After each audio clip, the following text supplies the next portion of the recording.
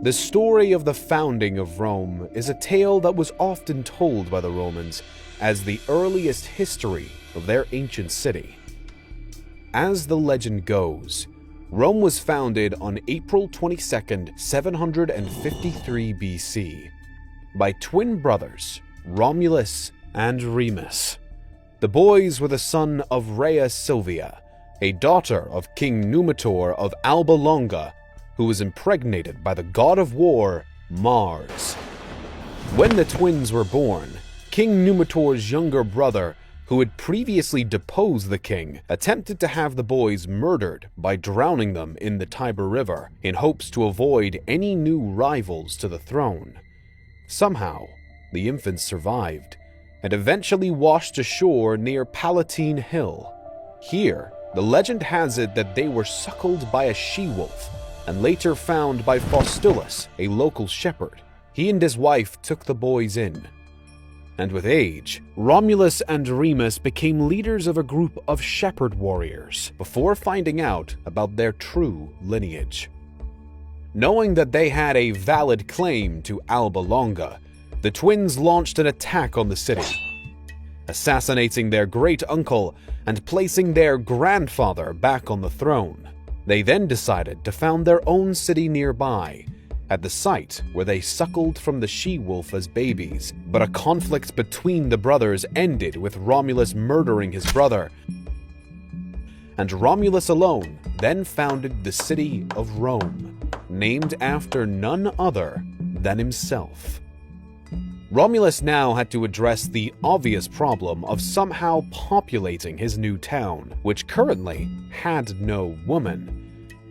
To overcome this obstacle, Romulus devised a plan to invite his neighbors, the Sabines, to a festival at which he had their woman kidnapped. This, unsurprisingly, triggered armed conflicts between the new Romans and the Sabines. But thankfully for Romulus, the abducted woman actually came to mediate and insisted on putting an end to the war before Rome could be captured. The subsequent peace treaty allowed for the merging of the two kingdoms and made both Romulus and the Sabine king Titus Tatius the population's authority. Additionally, to help with the growth of Rome, Romulus invited both exiles and fugitives to come and seek asylum in his kingdom. By the time that his counterpart, King Titus, died, no heir replaced the Sabine, which left Romulus once again the sole monarch over the new city. After the founder's death, there would be 6 more kings until the kingdom would become a republic instead. This, of course, is only one theory as to how Rome came to be. The somewhat outlandish tale has been questioned by many historians over the years, and other hypotheses concerning how Rome was founded exist and have been supported by some curious figures. For one, Strabo, a Greek historian, wrote of another tale that claimed an Arcadian colony first occupied what would become Rome, and the city itself was founded by a Greek man from Arcadia named Evander. According to Strabo, a Roman historian, Lucius Coelius Antipater, also agreed with this theory. Still, another belief is that Rome was founded by Romos, a son of King Odysseus and Circe, which would have made the Romans of Greek descent and may have become an unfavorable fact as discord with the Greeks began to grow. Martin P. Nilsson, a Swedish scholar, explains that this theory may, in fact, have once been the main story of Rome's birth. But as the concept of Greek ancestry became more embarrassing for the Romans, they likely would have tweaked the story, changing the name of Romos to the native name of Romulus. But the name Romos, which later turned into the native name of Remus, was never fully forgotten and would account for the story of 2 founders, not just one. Further lending to the possibility of having a potentially hidden Greek descent, in his satire The Caesars, Emperor Julian is said to have had Alexander the Great say to the Romans, "I am aware that you Romans are yourselves descended from the Greeks." And yet another option is that the Trojan prince Aeneas actually founded Rome, as described by Virgil, a Roman poet, in his epic known as Aeneid. Both Emperor Augustus and Julius Caesar are said to have been descendants of Prince Aeneas as well.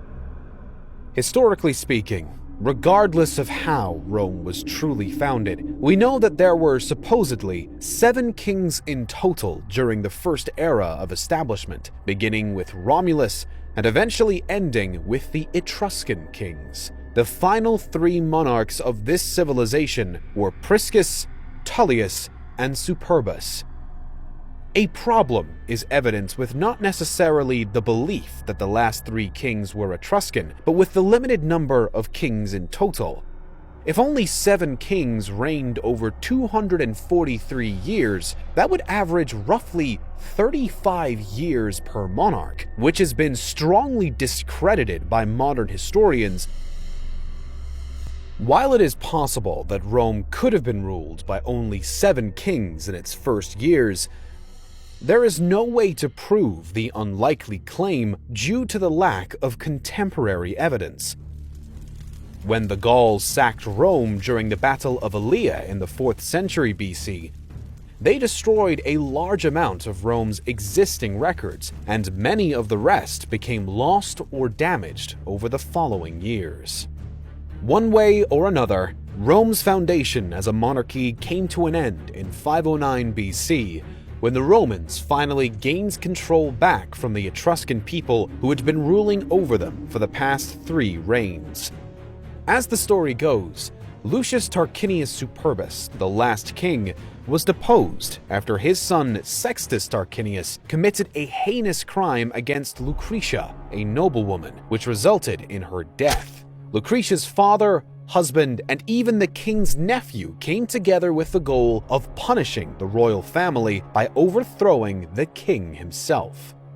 Both the Roman military and Senate decided to support this coup. Not only would King Tarquinius be overthrown, but the kingship in its entirety would be abolished by the Senate, and the majority of his duties were instead transferred to 2 elected consuls.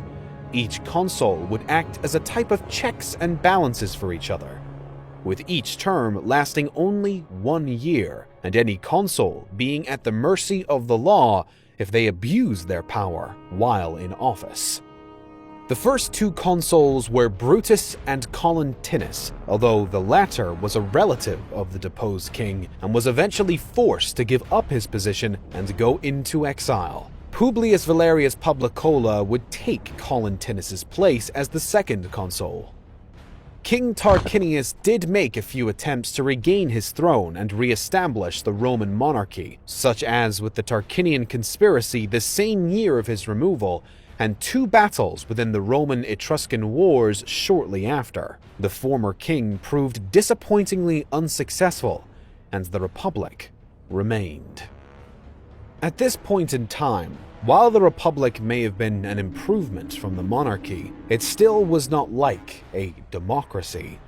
Instead, the Senate, which was made up of purely aristocrats or patricians, were responsible for voting in each consul for every term, and the lower classes, known as the plebeians, did not possess any type of power to challenge or influence decisions made by the Senate. Additionally, there were notable efforts made to separate and distinguish the varying levels of society. Marriage between patricians and plebeians was strictly forbidden. As the Republic aged and developed, the plebeians did slowly begin to gain more and more influence and power, including eventually becoming eligible for the position of consul, but the patricians essentially maintained their overall authority by means of their wealth. Another curious feature of the early Roman Republic was the way it dealt with emergencies. In the case of, for example, a military emergency in the form of war, the Senate and consuls had the ability to basically elect a temporary dictator who would assume complete authority over Rome for the time of the crisis. The position was quite frankly a dangerous one, as it gave the dictator unchecked control and power in an already chaotic time. But for a plebeian by the name of Cincinnatus, the concept worked as had hoped. The aristocrats brought Cincinnatus from his farm during a military emergency that they felt required the appointment of a dictator to take charge and lead the troops as well. After a mere 15 days, Cincinnatus led the Romans to victory, voluntarily stepped down from his temporary position, and returned back to his farm. By 449 BC, the Roman Republic had also established its first set of written laws, known as the 12 Tablets. Contrary to the earlier structure of the Republic, these laws now aimed to make every citizen equal under the eye of the law. Finally, after refining the very foundations of the new Republic, Rome could move on to another goal: expansion. After slowly taking down each of its pesky neighbors, including the Sabines, one of the first major conflicts the young Republic found itself in was the Battle of Lake Regillus. At the start of the 5th century BC, the Latin League and the Romans met at Lake Regillus as Rome's new dictator at the time, Aulus Postumius Albus, hoped to defeat the remaining threat to Rome's growing authority. As the troops neared the battlefield, another close-by tribe known as the Volsci attempted to gather additional fighters to send in as further assistance for the Latin League, but they were unable to arrive in time because of how fast the Romans launched their side of the campaign. So, the battle would soon begin. At the helm for Rome stood Albus to guide the infantry, and Titus Aebutius Helva at his side as the master of the horse. Across from the Latin leader, Octavius Mamilius and Lucius Tarquinius Superbus, the previously shamed and ousted final Roman king. This latter participant is said to have played a huge role in the passion with which the Romans would fight, given the high level of animosity between the people and their deposed ruler. As the clash began, the leaders on both sides were quick to participate in the combat, and both Mamilius and Aebutius were injured by one another. The Roman cavalry dismounted and took things to the ground, which sent the Latins backpedaling so far that the Romans managed to capture their camp. The Latins subsequently fled from the battlefield, leaving the Romans as the clear victors despite the initial damage taken. While this was a successful campaign, it would not be the last time that the Latins would challenge Rome. The Battle of Mount Algidus was fought between Rome and a neighboring Latin tribe called the Aequi. This conflict arose in 458 BC after the Aequi had continuously attacked Rome and the surrounding territories, and a truce between the Tusculans and Aequi was broken by the latter. The Aequi invaded Tusculum once more, and Rome leaped into action to assist its ally. The Romans were able to surround the Aequi and attacked with two separate armies, which led to the tribe's defeat at Mount Algidus. Just over a decade later, though, these armies would clash once again, although now they were joined by the Volsci tribe as the Latins continued to pose a threat to the Romans. Originally, it appeared that the Latins may overpower the Romans this time, as they captured their base camp and inflicted roughly 6,000 Roman casualties. But somehow, yet again, the Romans managed to change the tide and forced the Latins into retreat after splitting the Roman troops into two groups and hit their enemy forces from multiple sides at the same time, as they had done in the prior battle as well. This gave the ultimate triumph to Rome, and ensured the Republic's superiority over the Aequi in particular, as well as the rest of its immediate neighbors. By this point, the Roman Republic's main goals had been to first establish its foundation in terms of a political structure and basic systems for functioning, as well as consolidating its power at home and proving its dominion over the surrounding Latin cities and tribes. But these were only the first few steps in building a powerful republic. Rome needed to focus on growth and expansion, but this was often easier said than done. Rome wasn't alone in wanting to gain new territory and stretch authority, and this meant that the young republic not only had to go on the offensive, but also on the defensive, especially when it came to the Celts, or the Gauls in particular. In 390 BC, The rivalry between the growing Roman Republic and the Gallic tribes reached its peak. The Gauls had already established themselves in the Po Valley by the beginning of the 4th century BC, slowly inching closer to Rome, and were soon invited into the Etruscan town of Clusium. The Gallic tribe, known as the Senones, led by their king Brennus, accepted the invite from Maroons of Clusium, who had hoped to take revenge on a man by the name of Lucumo, who had allegedly slept with his wife. At some point after the Senones arrived in Clusium, though, things turned sour, and Aruns sent a request to the Romans asking for help in mediating the situation.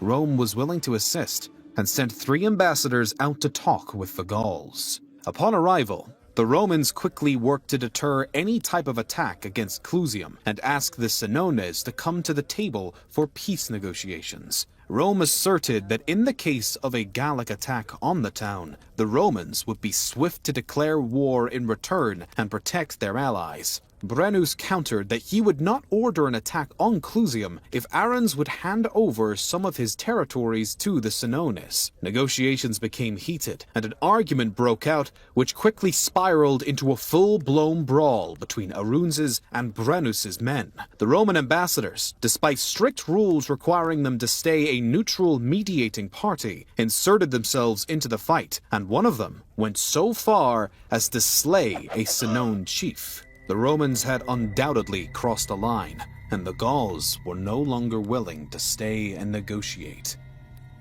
Once the Gauls had decided what would be done in reaction to the Roman attack, Brennus sent his own representatives to Rome, where they sternly demanded that the 3 Roman ambassadors be handed over to the Senones. Because of who the Roman ambassadors were, all members of the powerful Fabia family, the Senate felt fairly stuck. They were much too pressed to do anything that may harm the Fabia family, yet they were also unwilling to be the reason why the Gauls may attack Rome. In an attempt to shift the blame and pressure off of themselves, the Senate tossed the issue to the people, who predictably favored their own. The Senones were outraged by the fact that the Roman ambassadors would go unpunished for their violation, and decided to take matters into their own hands. After Brennus' ambassadors returned to him with the news, the Senones quickly readied their army for war. As the Gauls marched through the surrounding cities on their way to Rome, startled citizens either fled or came to defend their towns. But the Senones made it clear, everywhere that they went, their only target was Rome.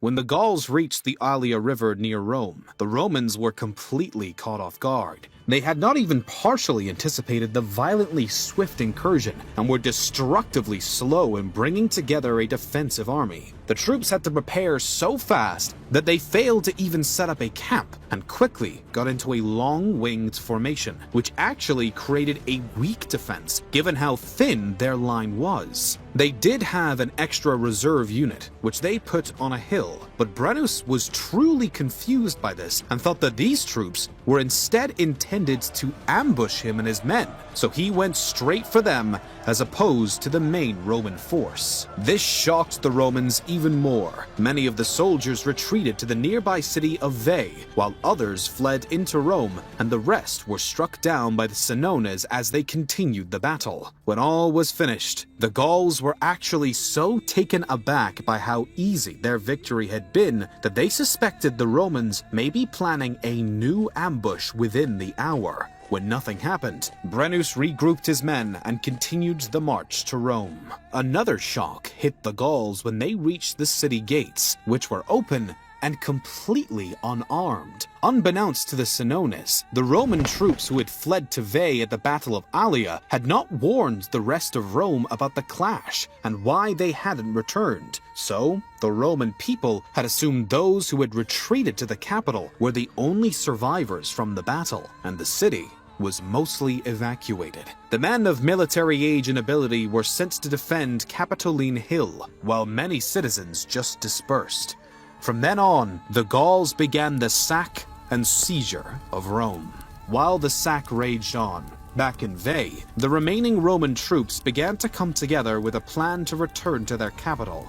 At first, the soldiers picked a centurion named Quintus Caedicius as their leader, but he shortly decided that the formerly banished Marcus Furius Camillus would make a better commander for their return to Rome.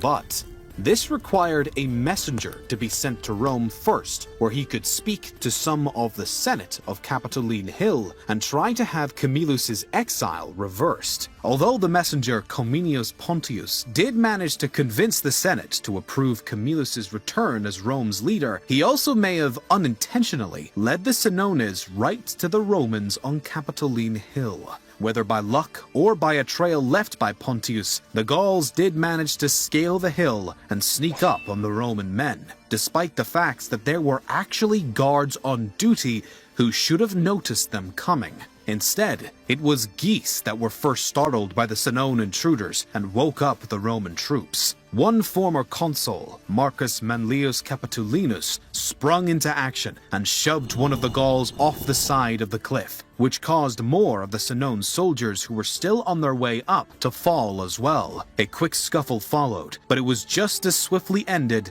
with the Romans successfully fighting off their attackers. Still, this didn't end the Senone occupation of Rome, and there was now the task for the Romans of waiting until Camillus could arrive with an additional army from Veii. The only problem with this, though, was the fact that neither the Romans or Senones could last much longer if the occupation continued. Both were suffering from famine, and the Senones were also plagued by disease and heartstroke. Due to these new challenges, the Gauls decided to ask the Romans for peace negotiations, and played with the idea of being open to a paid ransom for the city. At first, the Romans said no, because they were still expecting Camillus to arrive with more men, but it wasn't long before they changed their minds due to increasing starvation. Negotiations then began, which resulted in an agreement for the Romans to pay the Senones 1,000 pounds in gold so they would withdraw from the city. There are conflicting stories of whether the Senones used dishonest scales or not to weigh the gold, although, according to one writer by the name of Livy, when accused of cheating the scales, Brennus threw his sword on the scale and barked the words "Vae Victis," or "Woe to the vanquished." Either way, the ransom would not actually be paid. Camillus finally arrived with his fresh army and told the Romans not to hand over the gold. Brennus argued that an agreement had already been made, but Camillus refused to accept this answer, given the justification that he had been made the highest-ranking official in Rome, and yet the deal had not been struck with him. Instead, Camillus called the Gauls into combat against his men, and the starving and ill Senones were effortlessly routed by the new Roman troops. Rome was now free, not by ransom, but by honorable military victory. After the Gauls left Rome, the triumphant republic was instantly thrown into a new war with the neighboring Latin tribes once again. This would continue for over 3 decades as Rome worked tirelessly to remain a powerful and growing entity. From that time, around 358 BC, there was a peace made with the Latin League due to an overwhelming fear of a new Gallic war brewing. But the often violent disputes with the Gauls, Etruscans, and even Greeks at one point would carry on for a few more decades. In 340 BC, a new Latin war broke out despite peace having been made less than 20 years prior. But the conflict was relatively short-lived and ended with a decisive Roman dominance. In 327, the Second Samnite War erupted between the Romans and Samnites, and there didn't seem to be a predictable victor for some time. Finally, in 305 BC, the Romans took the upper hand at the Battle of Bovianum, and the war then came to a close by the next year when most of the Samnites' land was annexed by Rome. In an attempt to swiftly secure and consolidate this new claim to the territory, Rome attempted to set up colonies on the captured lands, but the locals were not so easy to subdue. In 298 BC, the Samnites rebelled against the new colonial authority and triggered another war. The Battle of Populonia in 282 finally gave Rome authority over the Etruscans throughout the region. which in turn allowed them to focus on their new major obstacle: the Pyrrhic War. By the end of the 4th century BC, the Roman Republic had put in the hard work of establishing itself as a growing, dominant power over the Italian peninsula. Although some enemies and untrustworthy neighbors remained, Rome was still finding consecutive success and had only minimally struggled against its adversaries up to this point. But they were yet to clash with some of the more powerful opponents on the continent, such as the Greeks from abroad. Initially, a scuffle between Rome and the Greek-controlled city of Tarentum prompted the Romans to declare war, which in turn caused Tarentum to seek assistance of the Greek king named Pyrrhus. Although many Tarentines originally opposed the idea of reaching out to Pyrrhus as they believed that their freedoms and democracy would fall under the heavy-handed king, the city eventually opted to take the risk. Pyrrhus was told that if he would come to their aid, he would be given a coalition of 50,000 infantry and 20,000 cavalrymen from Tarentum, Samnium, Lucania, and Messapia alike. This was an offer that Pyrrhus couldn't say no to, despite one of his advisors attempting to change his mind, because the thought of attacking Rome over Sicily had long been on the king's mind already. But until now, he had held no justification for such a war, with monetary and military aid being lent from Antiochus of the Seleucid Empire, Antigonus II of Macedon, and Ptolemy II of the Kingdom in Egypt. Pyrrhus set off for Italy on what would become a treacherous journey that left him with only 2,000 infantry and a few cavalrymen, alongside 2 elephants. Once in Tarentum, though, Pyrrhus enacted tyrannical restrictions on the local people and forced all men of military age to join his cause to make up for the thousands he had lost at sea. There was a short window of potential negotiation between Pyrrhus and the Roman consul Publius Valerius Laevinus, but the latter quickly turned down any attempts at compromise as he believed the odds were in Rome's favor in the case of war.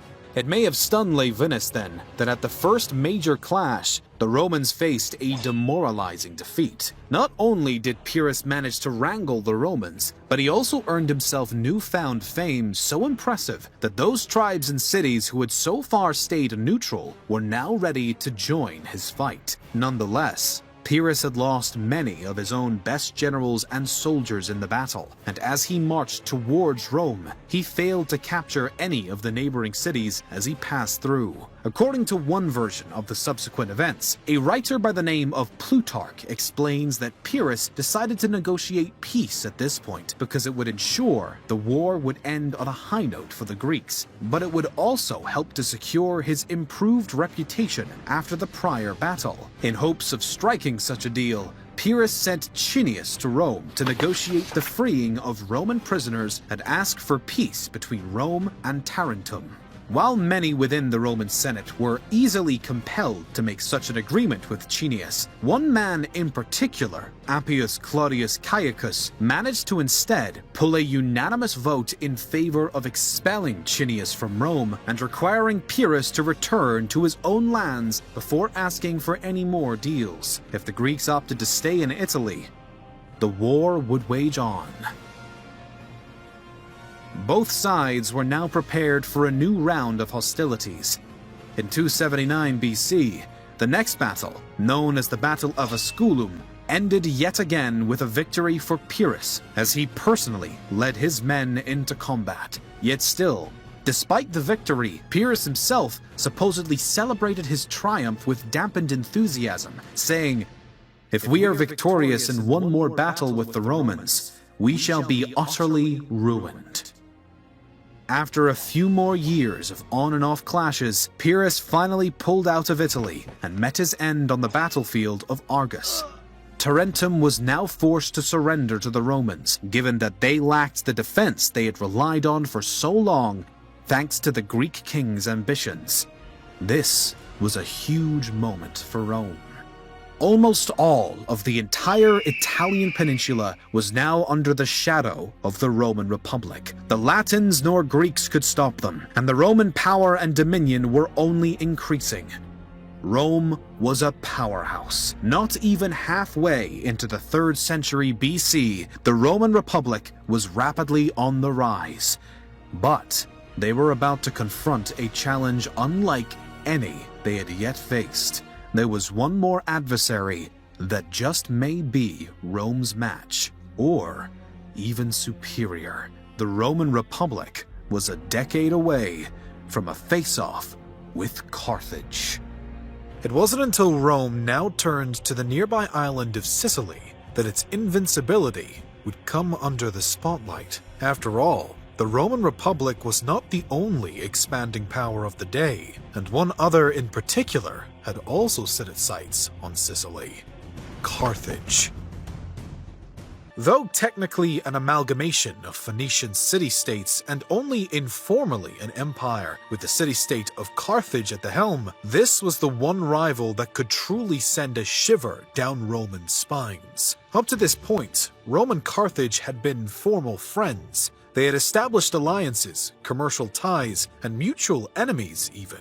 But when the Roman Republic began to consider taking Sicily for itself, there quickly came to light one inevitable consequence. The Romans would have to fight off the Carthaginian Empire. Nonetheless, after a domino effect of events, such a consequence would come whether Rome wanted it to or not. In 288 BC, a group of mercenaries referred to as the Mamertines began to occupy the Sicilian city of Messana. After conquering the town, the Mamertines quickly became uncomfortable with their surroundings and reached out to both Rome and Carthage in hopes of gaining some degree of protection by 265 BC. At first, only Carthage came to their aid and agreed to assist the Mamertines, particularly against Syracuse, if a Carthaginian garrison could be set up in Messana. This was a fair deal to the mercenaries, and so they accepted the terms. Rome, by this point, had not been extensively interested in Sicily, although a debate came about as to whether they should come to the aid of the Mamertines, who were fellow Italians. Still, the Roman Senate was torn between those who felt that the Mamertines had wrongly stolen Messana and did not deserve their protection, versus the rest, who saw the potential selfish benefits of entering Sicily. After a general assembly decided to support the arguments of the latter, although worried about the potential reaction of Carthage, Rome unwaveringly gathered the necessary men under the command of Appius Claudius Caudex and set off to establish a garrison of its own in Messana. Whether there would have been a conflict simply from the Roman arrival or not is a question that would never be answered, because instead, the Mamertines reacted to the news of the coming Roman garrison by urging the Carthaginians to leave. Carthage was deeply displeased and offended by this request, as they had already come to the Mamertines' aid and were now being forced out simply to be replaced by Rome. In retaliation, the Carthaginians decided to form a new alliance with Syracuse. Holding nothing back, this new coalition besieged Messana as the Romans arrived in Sicily. The war began immediately. As the Romans neared the city, Anno, the Carthaginian commander, warned his empire's former allies that they soon would not even be able to wash their hands in the sea. Not expecting such an aggressive response so quickly, the Romans offered a peace deal to Anno. But this was immediately rejected. Nonetheless, the Romans could not be swayed by Carthage or even Syracuse. There is debate as to whether the Syracusans and Carthaginians voluntarily withdrew or if the Romans swiftly defeated them, but regardless, the siege was ended upon the Roman arrival to Messana, and still, the Romans could, in fact, wash their hands in the sea. The next move for the Romans, who now understood the real and imminent threats that would be posed by allowing Carthage to continue its expansion throughout Sicily, was to deal with Syracuse. Another commander, Manius Valerius Maximus Messala, took some of the Roman troops up to Syracuse and ambushed the city. Unable to defend themselves and unwilling to wait for Carthaginian assistance, Syracuse surrendered and agreed to align with the Romans and abandoned Carthage. A few surrounding cities followed suit, now fearing the potential backlash if they refused.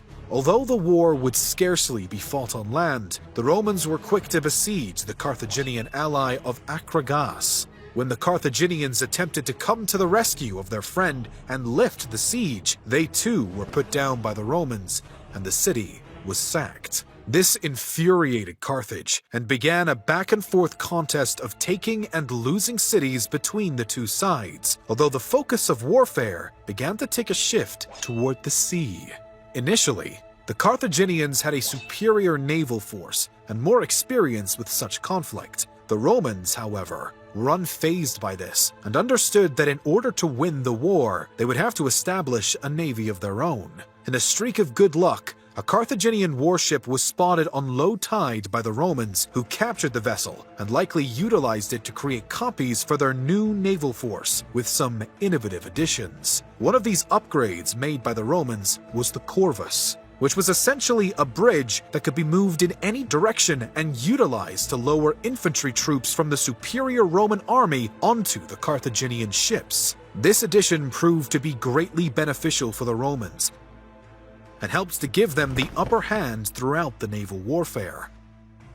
Not many details of the series of raids and skirmishes have been maintained over the years, but it seems clear that the first few years of the conflict were more or less a stalemate, with now Rome and Carthage fairly equal at sea, and a slight advantage for the Romans on land, though not many land battles were fought. Aiming to grab the high ground in some form, the Romans now looked to Africa, Carthage's home soil. 4 legions under the command of Marcus Regulus Atilius arrived in modern-day Tunisia as the First Punic War raged on overseas. Oddly, the Senate quickly called for the withdrawal of 2 of the legions, but the rest remained in Africa and quickly occupied the city of Tunis in 255 BC as negotiations continued to fail. The Carthaginians were far from giving up nonetheless, and one of their commanders, a Spartan by the name of Xanthippus, returned with a 16,000-strong army and routed the Romans in Africa. Only 2,000 of the Roman troops survived to flee, but they too perished on their way out as a storm at sea wrecked the fleet of nearly 100,000 men who had rescued them on the journey home. The following year, the war would resume back in Sicily once more. The Romans continued to gain territory and push the Carthaginians further and further out, although when they attempted to return to Africa, their ships were again destroyed at sea, keeping the Carthaginian homeland safe. In Sicily, the hopes of Carthage remained a risk, but the war was far from over. Despite consistent victories, Rome was yet to seize and hold all of Sicily. The war was draining both sides, and there seemed to be no end in sight. As the city of Lilybaeum refused to fall to the Romans despite valiant efforts to take it, the Battle of Drepana brought about a remarkable Carthaginian victory at sea. And with momentum in their favor, the Carthaginians beat down the Romans once again in the Battle of Phintius shortly after, bringing about a long break in a significant naval conflict. Nonetheless, following these battles in 249 BC, Carthage had lost all of its Sicilian holdings aside from Lilybaeum and Drepana, as the Romans battered the city walls in desperate attempts to finally free the island of Carthage's grip. The Carthaginian commander, Hamilcar Barca, ambushed the enemy using repeated guerrilla attacks. Despite temporarily capturing Eryx, Barca was not able to do much given the depleted state of the Carthaginian army. Having failed to garner monetary support from Egypt as they had hoped, the Carthaginians were close to having no choice but to surrender. Whether they knew this or not, the Romans decided that this would be the time to attack by sea once more. In 242 BC, Gaius Lutatius Catulus led a 200-ship fleet back to Sicily and straight to Drepana. By the next spring, the Carthaginians would collapse under the Roman bombardment. Nearly broke and exhausted from the years of war, Carthage was ready to call it quits and entered into serious peace negotiations for the final time. The Treaty of Lutatius would, at last, bring an end to the First Punic War. Under its terms, the Carthaginians were required to withdraw entirely from Sicily and additionally had to pay a significant sum of 3,200 talents in indemnity over the next decade. After 23 years of war that had battered both parties remarkably, the Romans had finally triumphed, and proved once again, although the Roman Republic may stumble, it would not yet fall. Despite first having no solid plans to take Sicily and hefty concerns about even considering such a campaign, by the end of it all, Rome had taken Sicily, and not even the Carthaginian Empire could stop it.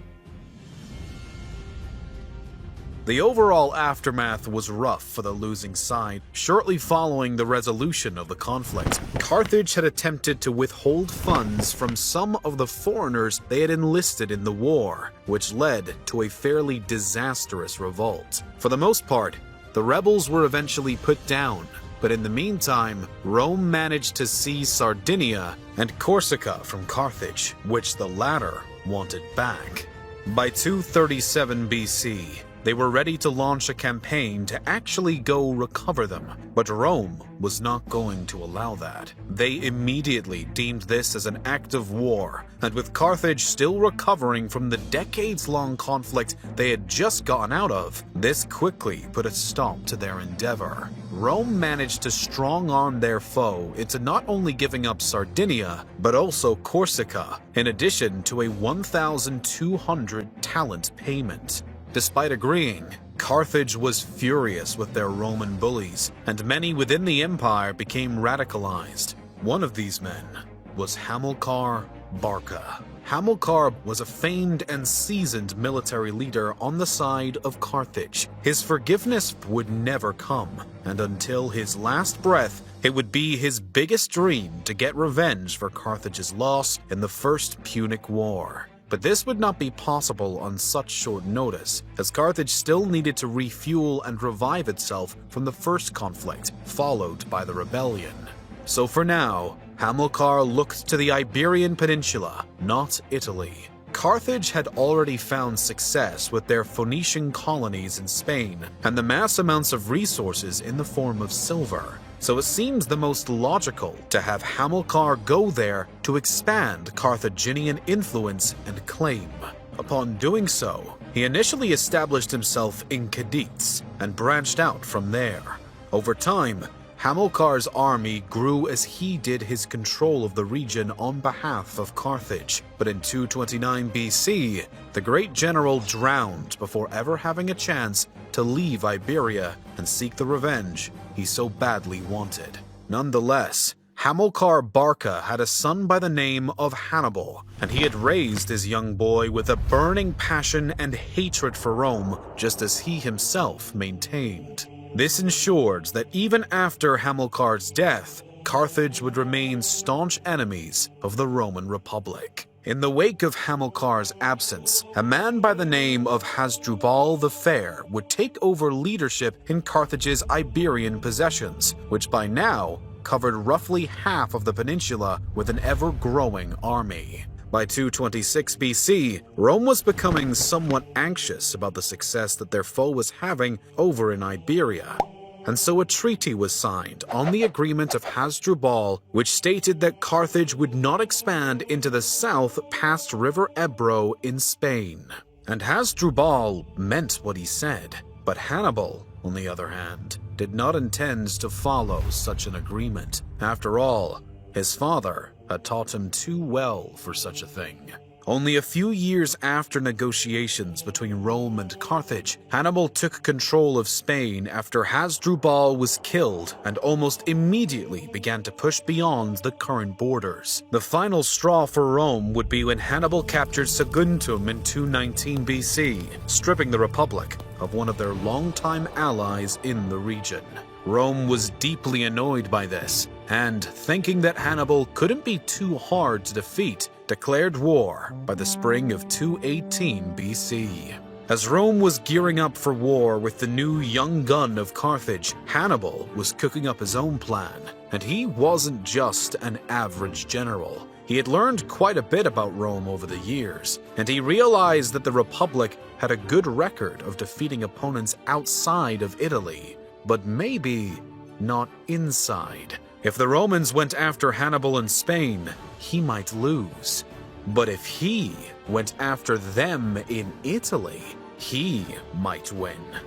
As a result, the young general left his brother in charge of their holdings with an army of his own, while Hannibal led the rest of their troops across the Alps in a matter of days. Although it would only take 15 days, Hannibal and his men faced more resistance than they had expected to as they marched towards Italy. The local Gallic tribes didn't take kindly to these intruders, and by the time the Carthaginians had finished their journey, over half of the troops had either been killed, injured, or deserted.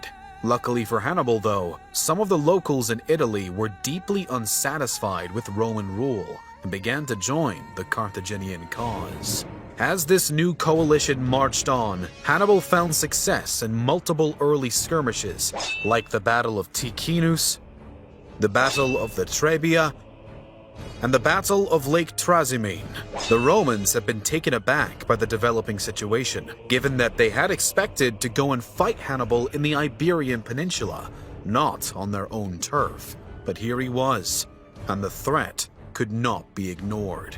So far, the Carthaginian general had been proven right. The Romans were looking weak on their own soil, and Hannibal had even managed to build up his army thanks to the locals. His confidence was on the rise, and it would get an even bigger boost in the summer of 216 BC when both sides met at Cannae. Earlier that year, Hannibal had captured a crucial supply depot in the town, which was disastrous for the Romans, and furthermore concerns them that the invader would soon take control of the entire city. As a result, the Romans decided to resolve the situation via combat. The first clash between the Romans, under the command of Consul Varro, and the Carthaginians was only a minor skirmish after the latter had ambushed the Romans on the way to Cannae.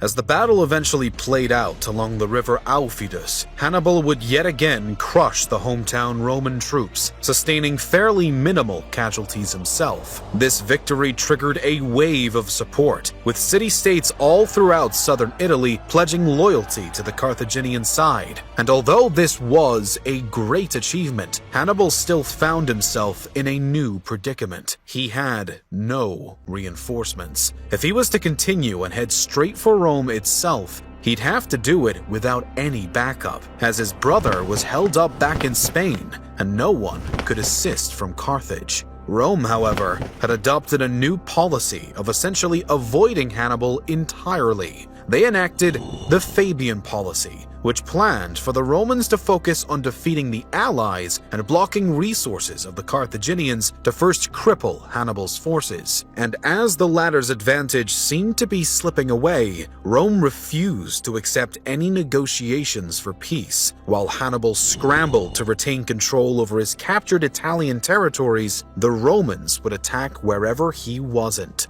The Carthaginian offensive was beginning to fall apart. They failed to take Sardinia back, their authority was constantly being challenged, and no one was being sent to assist. By 207 BC, all Hannibal had left was Bruttium. The Romans were now controlling the seas to cut off the Carthaginians from help or supply. And back in Spain, Hasdrubal had been beaten down and lost control, while a new wave of Carthage Italian allies were instead turning to Rome with their loyalty. Running on their building momentum, the Romans next moved to Africa to give Hannibal a taste of his own medicine. As Hannibal continued his struggle in Italy, the Romans, now under the command of Consul Scipio, invaded Africa in 204 BC and began to wreak havoc. Their Numidian allies joined them while the Carthaginians prepared to send troops back home under Gisco to fight off the problematic Romans. Upon arrival, they were joined by their own Numidian ally in the form of Prince Syphax and his troops. This coalition eventually clashed with the Roman invaders, and luck was not on Carthage's side. The Romans were victorious, and having now captured enough territory, including Tunis, to make Hannibal himself fear that the worst was yet to come for the city of Carthage, the Carthaginians were becoming desperate. Hannibal subsequently returned from Italy as negotiations occurred, but provided nothing between Rome and Carthage. His arrival in 202 BC would bring about the dramatic end to the Second Punic War. As autumn rolled around, Hannibal and Scipio were ready to come face to face, literally. The opposing generals met personally at a plain near Narragara. It's unknown exactly what was said, but if any attempts had been made at ending the war through diplomacy, they failed miserably. With 35,000 and 40,000 infantry and 6,000 and 4,000 cavalry respectively for Rome and Carthage, the armies were ready for the final spectacle. In addition to his men, Hannibal also had 80 war elephants, but these proved to be a detriment instead of an aid. The Romans managed to dodge the initial carnage of the animals before scaring them back towards the Carthaginians, creating a chaotic scramble that allowed the Roman forces to swoop in and decimate Hannibal's left wing despite their best efforts to fight back. The Roman left wing then attacked Carthaginians' right flank, while the centers of both, led by Scipio and Hannibal themselves, marched toward each other. As this clash raged on, the Roman cavalry were destroying their Carthaginian counterpart before charging at Hannibal's center from the rear, while the Roman center had them trapped from the front. This was it. This was the end of the Second Punic War, and just as those before him had done, Hannibal failed to defeat the mighty Romans. Though Hannibal would manage to escape, there was no more hope for Carthage to compete with their opponent. The Carthaginian government was forced to sue for peace and sign a treaty that would essentially bankrupt the once formidable adversary of the Romans. And now, Carthage was no longer allowed to declare war without the consent of Rome. They were also required to give up their naval fleet, altogether crushing any prospects of Carthage remaining a dominant military power as they had been. So, in spite of early wins and the leadership of the renowned Hannibal, Carthage lost, and it seemed that still, Rome was truly invincible. The outbreak of the Punic Wars marked an attention-grabbing period of Roman history that at times even overshadowed the contemporary events outside of the Carthaginian-Roman conflict. Another pesky rival of the Romans came in the form of the Illyrians, though they were not a competition for Rome in the same way as Carthage. Instead, the Illyrians posed a threat through piracy in the Adriatic, which eventually became an annoyance for the Romans. The first time these tensions boiled over was in 229 BC, when these people were mostly united under Queen Teuta, who had started to turn a blind eye, to say the least, to increasing piracy throughout the Adriatic.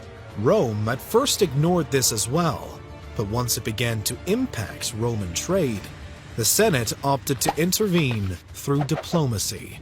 When this led to a Roman envoy getting killed on the order of the Queen, war became inevitable. The short Roman campaign of revenge saw a victory by the co-consuls and their troops in Illyricum, and Teuta eventually being cornered into signing a peace treaty that handed over some of her territories to Rome, while Illyrian fleets were forced to remain north of Lissus if in groupings larger than 2 ships at a time.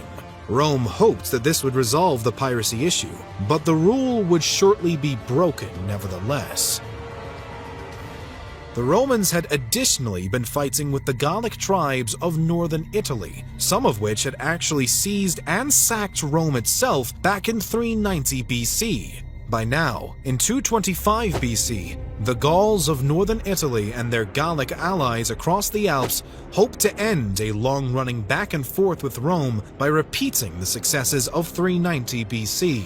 Instead, the Romans had been heavily prepared and routed the aggressors at the Battle of Telamon and the following campaigns that suppressed any remaining resistance.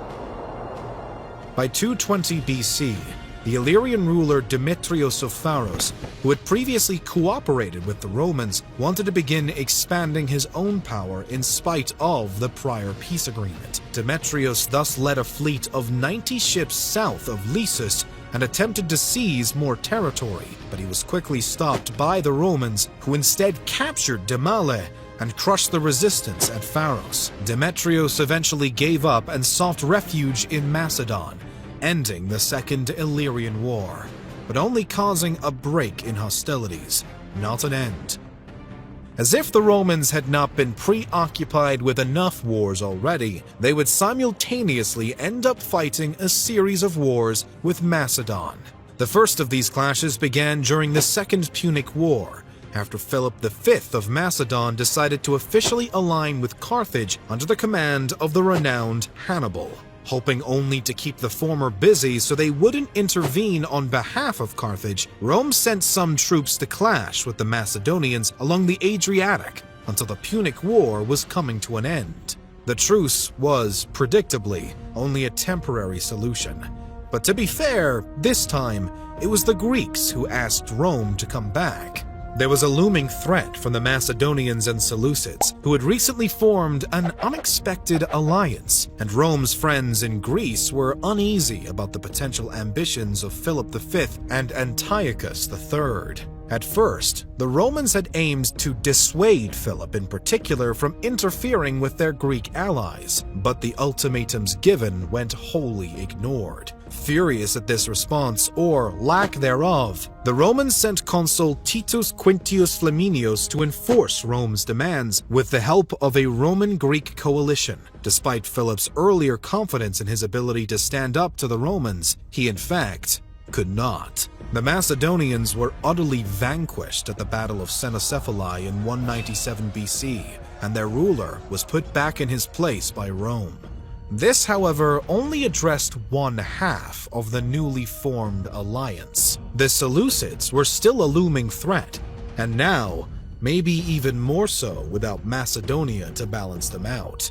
After the Second Macedonian War, the Romans had pulled entirely out of Greece, having no more interest in staying nor remaining intertwined in Greek affairs. But this left the Seleucid Empire as the dominant entity in the region, and Antiochus was by no means as uninterested as the Romans. Instead, he was looking to do what Philip had failed to. With Hannibal as the Seleucids' top military advisor, there was now not only a threat to Greece, but even to Rome.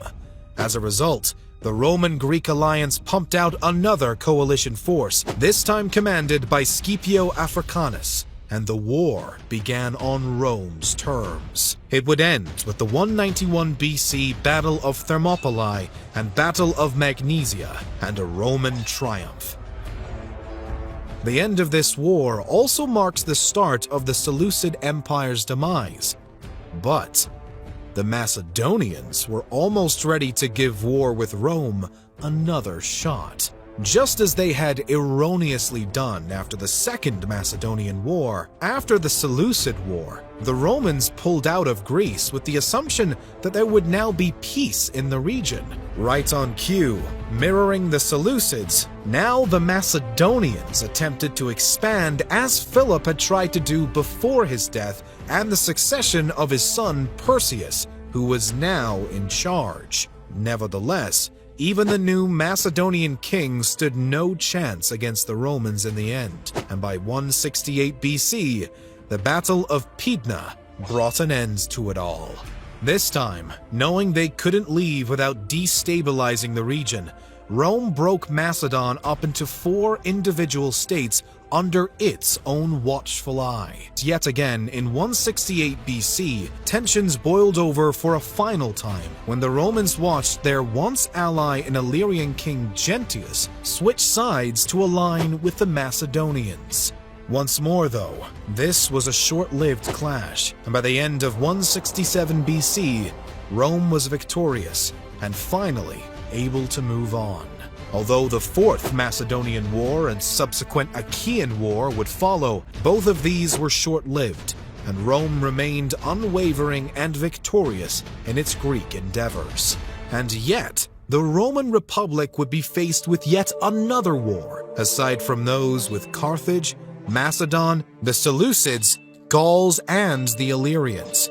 This time, Rome was forced to address growing resistance surrounding their Iberian territorial holdings, particularly from the Lusitanian tribes in Hispania Ulterior. The Lusitanians had been clashing with the Romans for some decades as they maintained their autonomy in spite of Rome's expansion.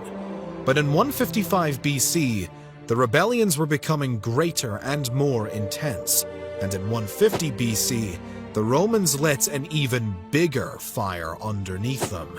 After feigning a will for negotiation, the Roman praetor Servius Sulpicius Galba had thousands of Lusitanians massacred in cold blood. But one man by the name of Viriatus managed to escape the tragedy and would be elected to lead the tribes only a few years later. He quickly became a heroic icon for the tribes, and his bitterness towards Rome was as strong as ever. The battles were tough, but Viriatus would continue his resistance until his final breath, which would tragically be taken in 139 BC by three men who betrayed the ruler on behalf of the Romans, killing him in his sleep. And so, it was at this time that the Third Punic War had been wrapping up, and so was all that had occurred alongside it. Though war was not all that occupied Rome over the decades and centuries, it was surely a common part of the Republic's history.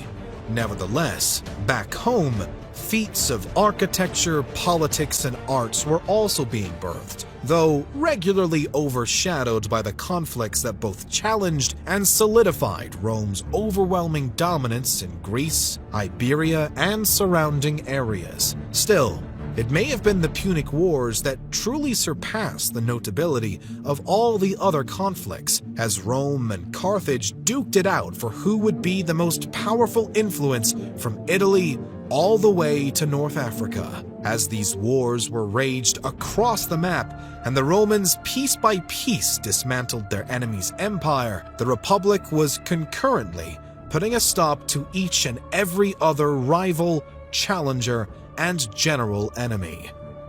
While the First Punic War lit the fire of aggression between the dueling powers, it was the Second Punic War that would secure the hatred both sides had for each, and ensure that Rome, after back-to-back victories, would remain the superior entity.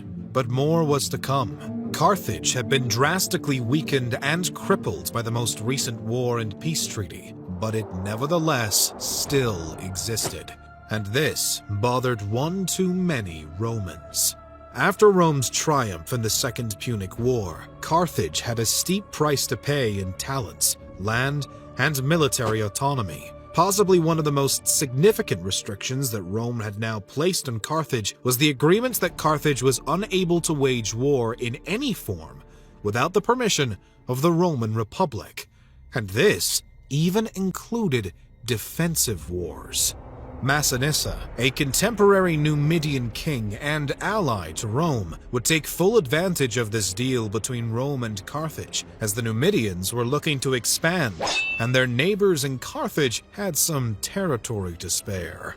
Over the span of a few decades, Massinissa was slowly chipping away at Carthaginian holdings, and whenever his victims appealed to Rome, desperate to declare war back and defend their cities, the Romans refused and instead supported the Numidians. For a stunning amount of time, the beaten-down Carthaginians actually obeyed this demand and refrained from military action.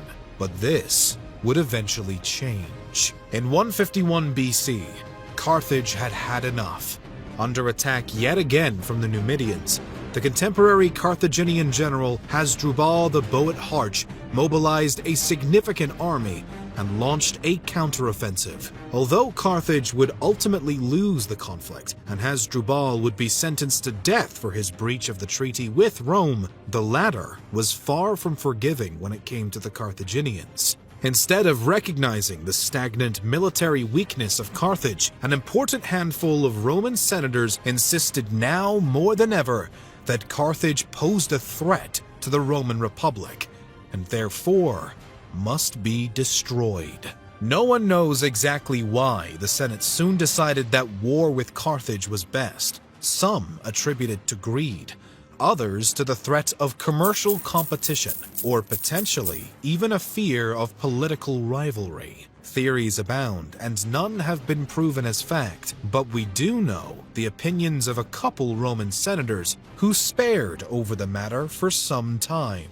One, by the name of Scipio Nasica, argued that Carthage must remain intact. Even if weakened, the constant looming possibility of a threat from Carthage could be used by Roman officials to keep the Republic united and the people under better control. On the flip side, and the eventual winning side, was Cato.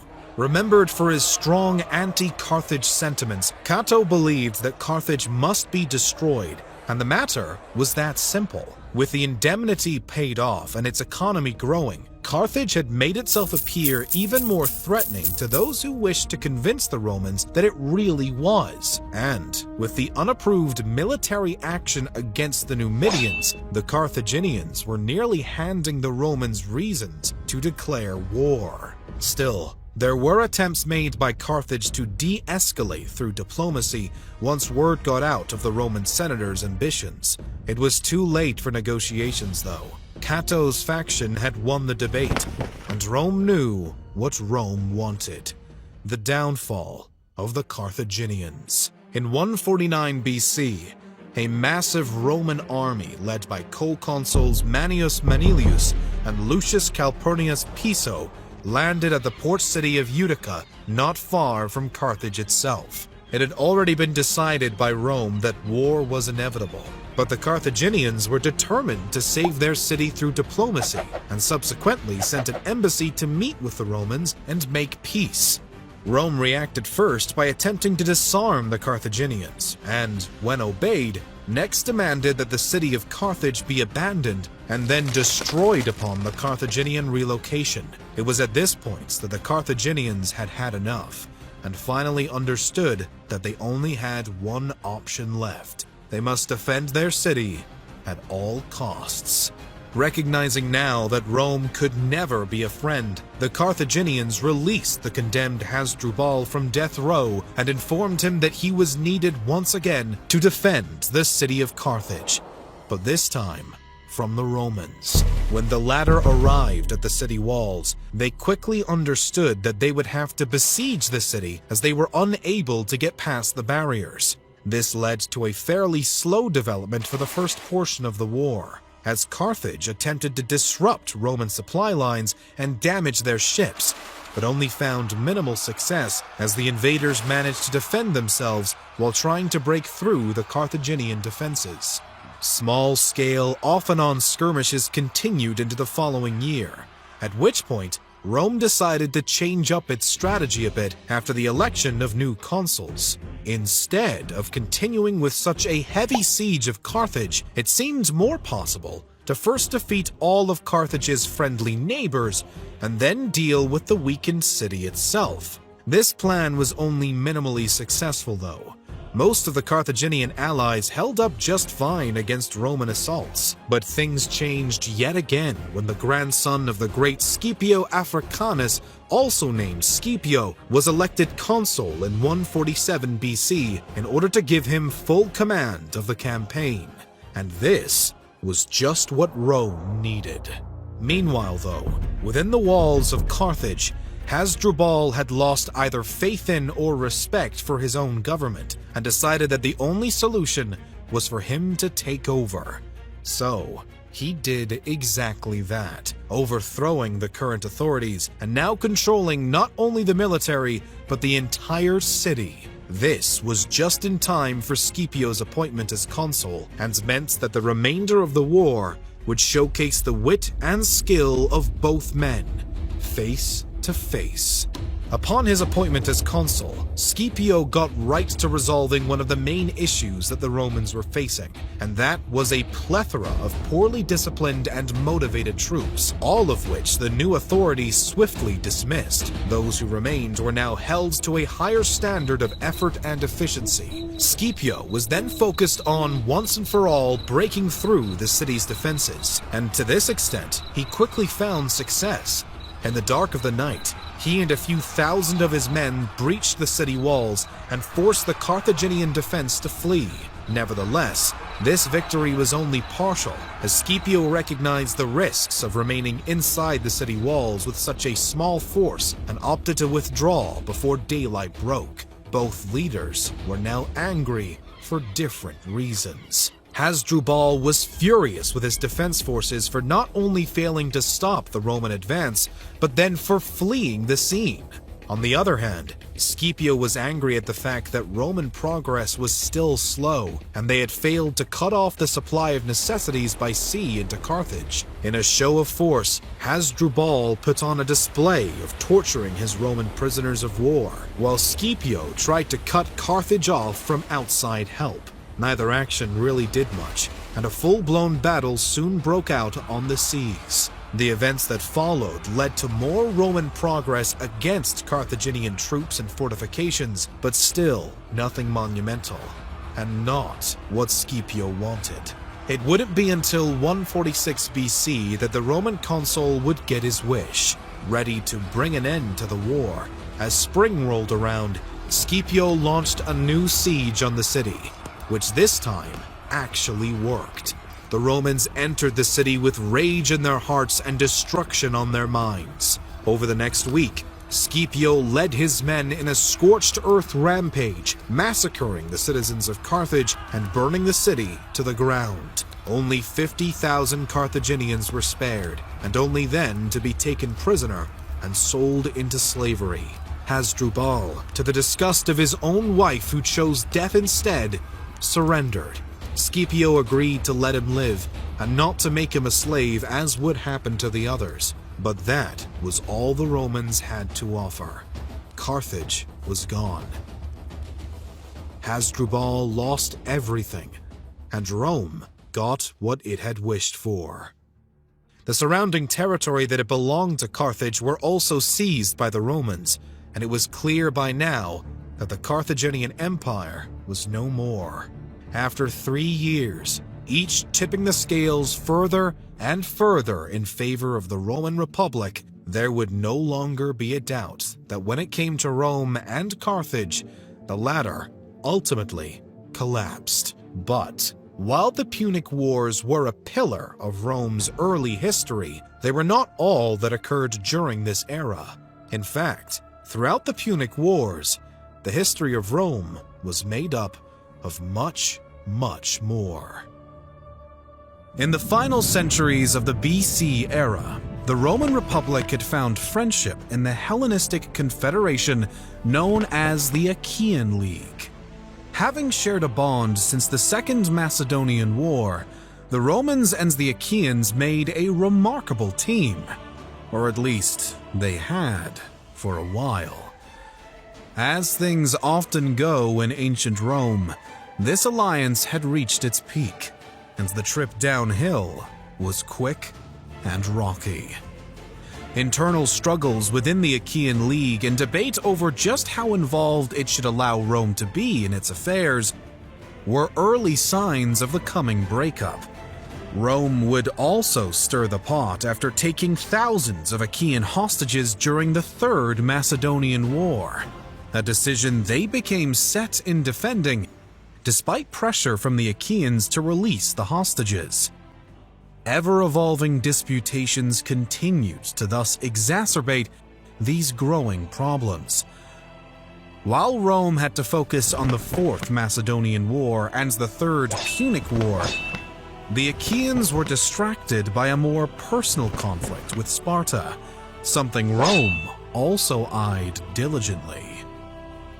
In short order, with the Third Punic War coming to an end, Rome began to pay even more heedful attention to what was happening over in Greece, and a new push to minimize the growing power of the Achaean League would take tensions to a whole new level. Rapidly reaching their breaking point with Rome's meddling, the Greeks reacted much stronger than the Romans had anticipated. The Achaean League declared war on Sparta. Whether the Achaeans had also declared war on the Roman Republic or not is unknown.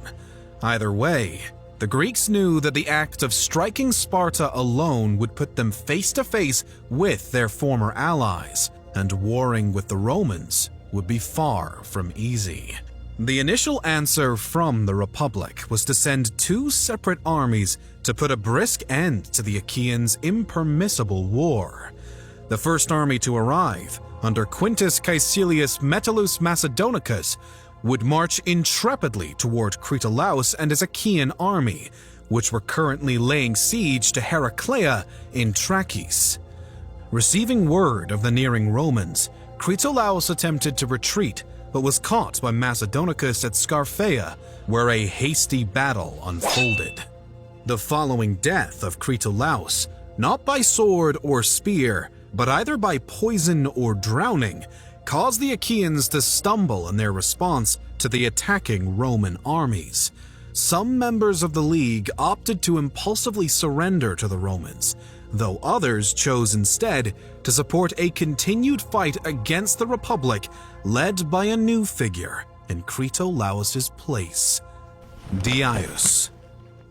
And now, as Diaius was dauntlessly rallying his own forces, Rome's Second Army, under the command of Lucius Mummius Achaicus, began devising an attack on Corinth. Diaius's 650 cavalry and 13,500 strong infantry were impressive, but less so in humble comparison to Mummius's 3,500 cavalry and 23,000 strong infantry. The Achaeans had a chance, but a chance was nothing of a kind with an assured victory. The armies had been prepared for a magnificent clash, but instead, Diaius had chicken-heartedly run off, mercilessly murdering his wife and taking his own life in Megalopolis, abandoning the Achaean troops and, as a horrible consequence, losing Corinth entirely. Many from the city had moreover fled, whilst those who didn't were either massacred in the case of the men or enslaved in that of the women and children. The rest of the Achaeans subsequently crumbled at the feet of the unconquerable Romans. While some autonomy would remain due to the way the Republic chose to reorganize the region, there was no doubt now just how involved Rome would be in Achaean affairs, and it would be quite a lot. It wasn't just the Greeks whom Rome was meddling with, however.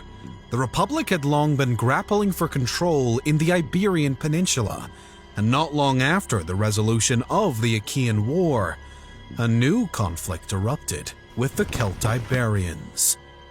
Repeated spats between the Romans and Celtiberians had plagued the prior decades, and it was now the people of Numantia who attempted to challenge Roman control in the peninsula. The conflict was grueling for both sides and started only a few years after the Republic had bested the Achaeans, then lasting until 133 BC when the Romans, by the hand of the champion of Carthage Scipio, managed to essentially starve the Numantines into surrender. All while this was going on, the Romans had additionally been fighting to quash the Lusitanians of Hispania Ulterior, something they came up successfully from shortly before putting a final conclusive end to the rebellions by the Celtiberians. And yet still, these were not all of the pivotal events that occurred during the 130s BC. In fact, one remarkable occurrence during this period was the stunning act by the final king of Pergamon, Attalus III, who handed over the whole of his kingdom to the Roman Republic. The exceptional virtue of this development stood in stark contrast to another event of the period. the murder of Tiberius Gracchus. Gracchus had earned himself the office of Tribune of the Plebs, a position that allowed him to preside over the People's Assembly and pass agrarian reforms that were fatally unpopular with members of the Senate. It would be his gallant bid for re-election as Tribune, however, that would push his enemies to the fanatical. Gracchus and his supporters were thus ruthlessly beaten to death by a vicious mob riled up by the Tribune's cousin, Publius Cornelius Scipio Nasica. The tragedy was unfortunate, but not all that scarce in Rome, though still a bit of a damper on the Republic's recent successes. The following years would furthermore be fairly routine. Organization of territories, new laws passed, and by 112 BC, another significant international conflict. Ever since the Third Punic War, the Romans had found a sound ally in the North African kingdom of Numidia. A former neighbor to Carthage, King Massinissa of Numidia had been a friend to the Roman Republic, and it was assumed that his son and successor, Micipsa, would be as well. King Micipsa thus never proved to be a problem for the Romans, at least until he died. Upon his unsuitable passing, he left behind 3 potential heirs to the kingdom. In hopes of resolving this predicament, specifically worried that his nephew would seize the throne from his sons, Micipsa had adopted his nephew, Jugurtha, and declared both of his sons, Adherbal and Hypsal I and Jugurtha, to be his rightful heirs. The trio was subsequently meant to rule together upon the king's passing, although this cooperation was depressingly short-lived.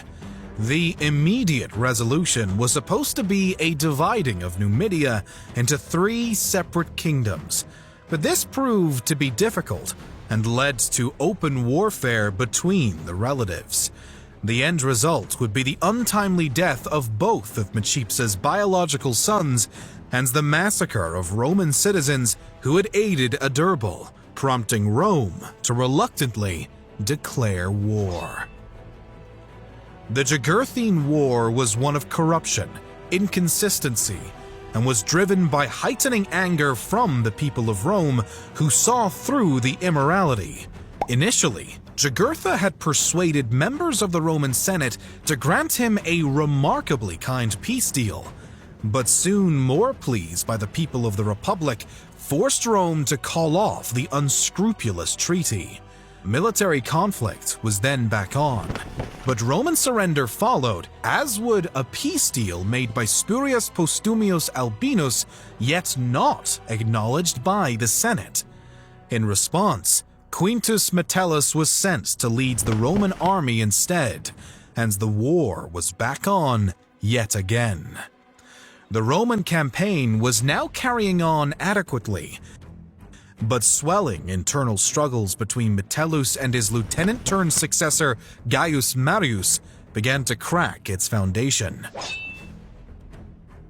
This time, there would come a lasting conclusion to the war.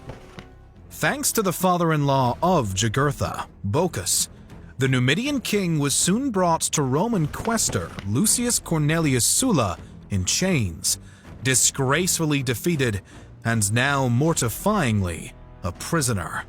His men were massacred, and kingdom gifted to his half-brother and Bocchus. The real victor of this clash, in contrast then, was Gaius Marius. The man would go on to earn 7 consulships, 5 of them occurring consecutively. He would also institute a series of revolutionary military changes referred to as the Marian Reforms. These changes were implemented in 107 BC and remained almost entirely untouched until the ultimate collapse of the Roman Empire. A few years prior to Marius's reforms, nevertheless, the Roman military would be used yet again. This time, it was back to brawling with the Celts, these ones of Germanic origin. A period known as the Cimbrian War saw an invasion of Roman-controlled territory by the Cimbri and Teutons, and by 101 BC had pushed to Italy itself. The Romans would come out triumphant, and the Cimbri in particular nearly wiped off the face of the earth by the end of it all. It was beginning to look like the Romans were undefeatable, and yet it was around this same time that domestic contention began to chip away at the strength of the Republic. Slave rebellions would be some of the biggest challenges of this time, as the Romans found it increasingly difficult to keep a handle on some of their lower-class residents. Sicily in 135 BC would be the scene of the First Servile War, one of these such troubling revolts. This particular war had a wildly peculiar trigger. A slave by the name of Eunice claims to be a prophet, and with the help of his growing supporters, fellow slaves, he craftily managed to capture the city of Enna. Eunice and his new commander, Cilician slave Cleon, then went on to wage a full-blown campaign of rebellion against the Roman Republic, something that the Roman army early on labored to stamp out. Even after laying siege to the slave-controlled cities in 134 BC, it took roughly 2 more years for the rebellion to finally come to an end. And still, round 2 would come in 104 BC, when the Republic reversed a decision to have all slaves from Roman allies freed. This, quite understandably, sent unbridled fury through the ranks of these hundreds of slaves, who thus revolted. This second Servile War also played out within Sicily's borders, and once more made it progressively difficult for the Romans to quell the growing mutiny. After 3 years, the slaves would again, at length, be defeated. But this repeated altercation and the struggle it took for the Republic to best their challengers, albeit a band of angry slaves, was beginning to shine a glaringly bright light on the weaknesses within Rome's structure. This came in startling contrast to its earlier victories and displays of great power, marking a magnifying decline of the Roman Republic. There would be, in due course, a third Servile War in 73 BC that would show the true progress of ruinous erosion happening within the Republic, but not before another tussle, known as the Social War. Beginning in 91 BC, this was more treacherous than a slave rebellion. It was a war on friends, a clash between the Roman Republic and a hurtful some of its allies. These longtime friends of the Republic were growing increasingly unsatisfied with their positions as lesser status, lacking Roman citizenship and all that comes along with it. Rome was repulsed by this idea, only displeasing their allies further, who would not back down on this new demand for equality. As often was the case when discord rang out in the vicinity of Rome, the situation inevitably turned to warfare. These hostilities would last for 4 years in total, and by the end of it, Rome had both won and lost. On the one hand, they managed to maintain decent relations with their comrades, as some surrendered and others simply chose to remain loyal. And yet, on the other hand, they lost, because the only way to make the first part true was for the Republic to finally agree to their allies' demands and grant citizenship to all residents of peninsular Italy. Nevertheless, life went on, and there were still ever-growing problems at home that needed Roman attention. A few years after the debacle with the Republic's allies, one of Rome's own stirred up a new plight. The man who had been handed the king of Numidia in chains, Lucius Cornelius Sulla, marched on the capital of the Republic with one thing in mind: ultimate power. Sulla first seized control in Rome back in 88 BC, but shortly left to fight the First Mithridatic War against rebellious Greek cities led by King Mithridates VI of Pontus. After the Roman victory a few years later, Sulla audaciously marched back to Rome to continue pursuing his goals at home. While the challenger had been gone, he had left a trusted ally, Gnaeus Octavius, in his place at the helm of the Roman Republic. This substitute was later ousted by the exiled Gaius Marius, his son, and fellow opponent to Sulla, Lucius Cornelius Cinna. The successful opposition then massacred supporters of Sulla, and Marius and Cinna officially declared themselves to now be in the positions that Sulla had claimed for himself. Marius's days, however, were numbered, leaving Cinna on his own as the ruler of Rome and the sole adversary to the returning and impassioned Sulla. An army under Lucius Valerius Flaccus was sent to meet up with Sulla and relieve him from his duties in the east, leading to Sulla winning over a handful of Flaccus's troops before he could reach his destination.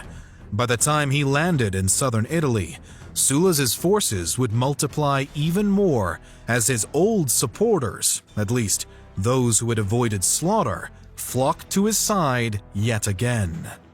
The first battle of what would later be deemed Sulla's civil war thus came in 83 BC, with the Battle of Mount Tifata, a clash that Sulla would easily win. Negotiations, more defections, and further battles would follow over the next few months, and the war would drag on until Sulla emerged victorious in 82 BC, crowning himself as dictator of the Roman Republic. While the new despot of the Roman Republic was busy gaining his title, Lucius Licinius Murena was locked in a second Mithridatic War against Mithridates VI of Pontus, a conflict that would persist until an inconclusive pause was put on hostilities in 81 BC. Rome was doing as Rome does, fighting war after war after war, fighting to maintain their power and supremacy in spite of corruption, internal strife, and general growing instability.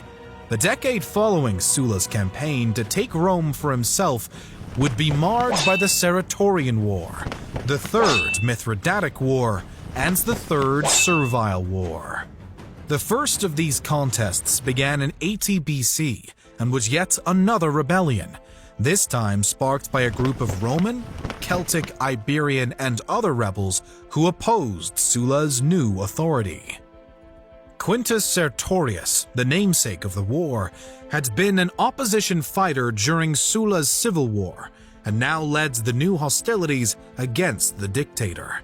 The conflict would last for 8 draining years, overlapping with the unrelated campaigns as it played out on the Iberian Peninsula.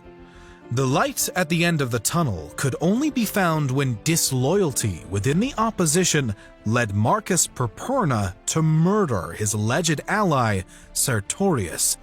Perperna was less of a challenge than his victim had been for Rome, and the great Pompey was quick to put an end to him as well. This was just in time, as the Republic was now fighting on 2 additional fronts.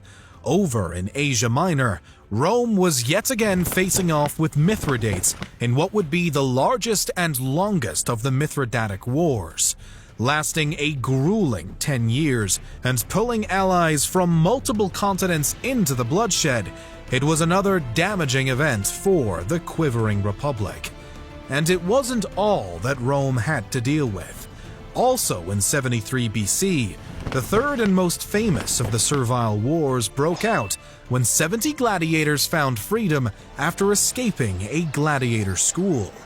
It wasn't hard for these former slaves to stir up support amongst peers, and it wouldn't be long before their rebellious ranks reached over 100,000.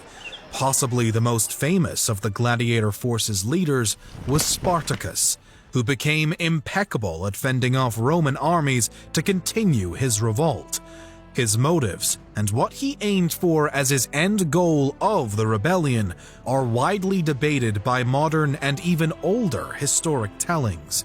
Whatever it may be, Spartacus and his troops seemed unstoppable, at least until Marcus Licinius Crassus took command of the Roman side.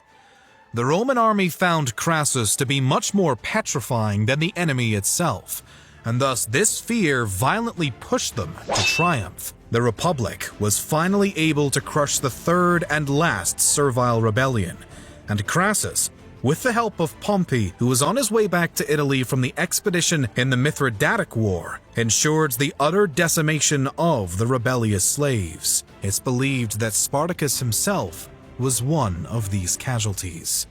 Ever since the end of the Third Punic War, two things had been true about the Roman Republic. Try as it might, it was plagued by military conflict, and it was collapsing like a sandcastle under high tide with each strike of the sword. By the mid-1st century BC, there was little hope left for the Republic, and the Romans knew it. And one man, born at the turn of the century, would be the final piece in the crumbling puzzle: Julius Caesar. The mid-1st century BC was a wildly eventful era for Rome, as was most of the Republic's existence. From the successful siege of Jerusalem in 63 BC, to the daring coup d'etat attempted by Lucius Sergius Catilina, now names the Catilinarian conspiracy the same year, and then to the decision by Pompey to join the First Triumvirate, the 60s alone were packed full of important dates. But it was Pompey's ally in this trio who would come to overshadow much else in the final century BC. Born in July 100 BC, Gaius Julius Caesar was born to a patrician family with a father by the same name and a well-known uncle by the name of Gaius Marius, ally to Lucius Cornelius Cinna and opponent to Lucius Cornelius Sulla. And it was these connections that, early into Caesar's adulthood, taught him just how complicated life can be. After the death of his father, Caesar was wed to Cornelia, the daughter of Cinna, and named the high priest of Jupiter. This post was an honor, but a short-lived one, because Sulla had eventually won control of Rome and quickly turns to people like Caesar who had been connected to the opposition. Sulla took everything from Marius's nephew without hesitation, his priesthood for one, his inheritance, and more. Unwilling to give in despite the immense pressure, young Caesar went into hiding. Despite his maternal family eventually intervening and softening Sulla's gaze on the young man, Caesar chose to stay far away from the dictator as an extra precaution. Now a soldier in the army, the young lad was earning respect and admiration already, even earning himself the civic crown before the death of the potent Sulla in 78 BC. It was at this point that Caesar opted to return to Rome, no longer under the heavy boot of his uncle's foe. Having lost so much, however, Caesar was only capable of finding a modest home surrounded by Rome's lower class, where he would begin a new career as a lawyer of his time. He found success here, just as he had in the army, although it was a short time later that his next obstacle presented itself. In 75 BC, Julius Caesar was captured by Cilician pirates while journeying across the Aegean Sea. Now 25 years old, Caesar was much less afraid of his captors than one would expect. Instead, when the pirates demanded a 20-talent ransom for the Roman noble, Caesar derided the men. He insisted that they surely didn't know who they had just snatched, and thus insisted they must ask for more. In fact, 30 more talents. Likely bewildered but pleasantly surprised, the pirates agreed to up the ransom and allowed Caesar to send off some of his men to go and gather the money. While the Roman and his captors waited over a month for the payoff to be brought, it seems that Caesar remained unperturbed by the entire situation. In fact, it's said that the rather egotistical 25-year-old was no stranger to ordering the pirates around and forcing them to listen to speeches and poetry he eloquently wrote in his spare time. Curiously, these Cilicians seemed quite fond of their Roman prisoner and treated him rather well. Caesar likely noticed this, but whether it meant much to him or not appears to be very clear. It didn't. At some point, before his ransom was paid, the young man informed his pirate custodians that upon his release, he would track every last one of them down, seize them, and have them all crucified while still alive. In what tone he made this threat, we don't know, but it couldn't have been too harsh, as the pirates chose to dismiss these words, and when Caesar truly was set free upon the payment of his ransom, they made no attempts to run or hide.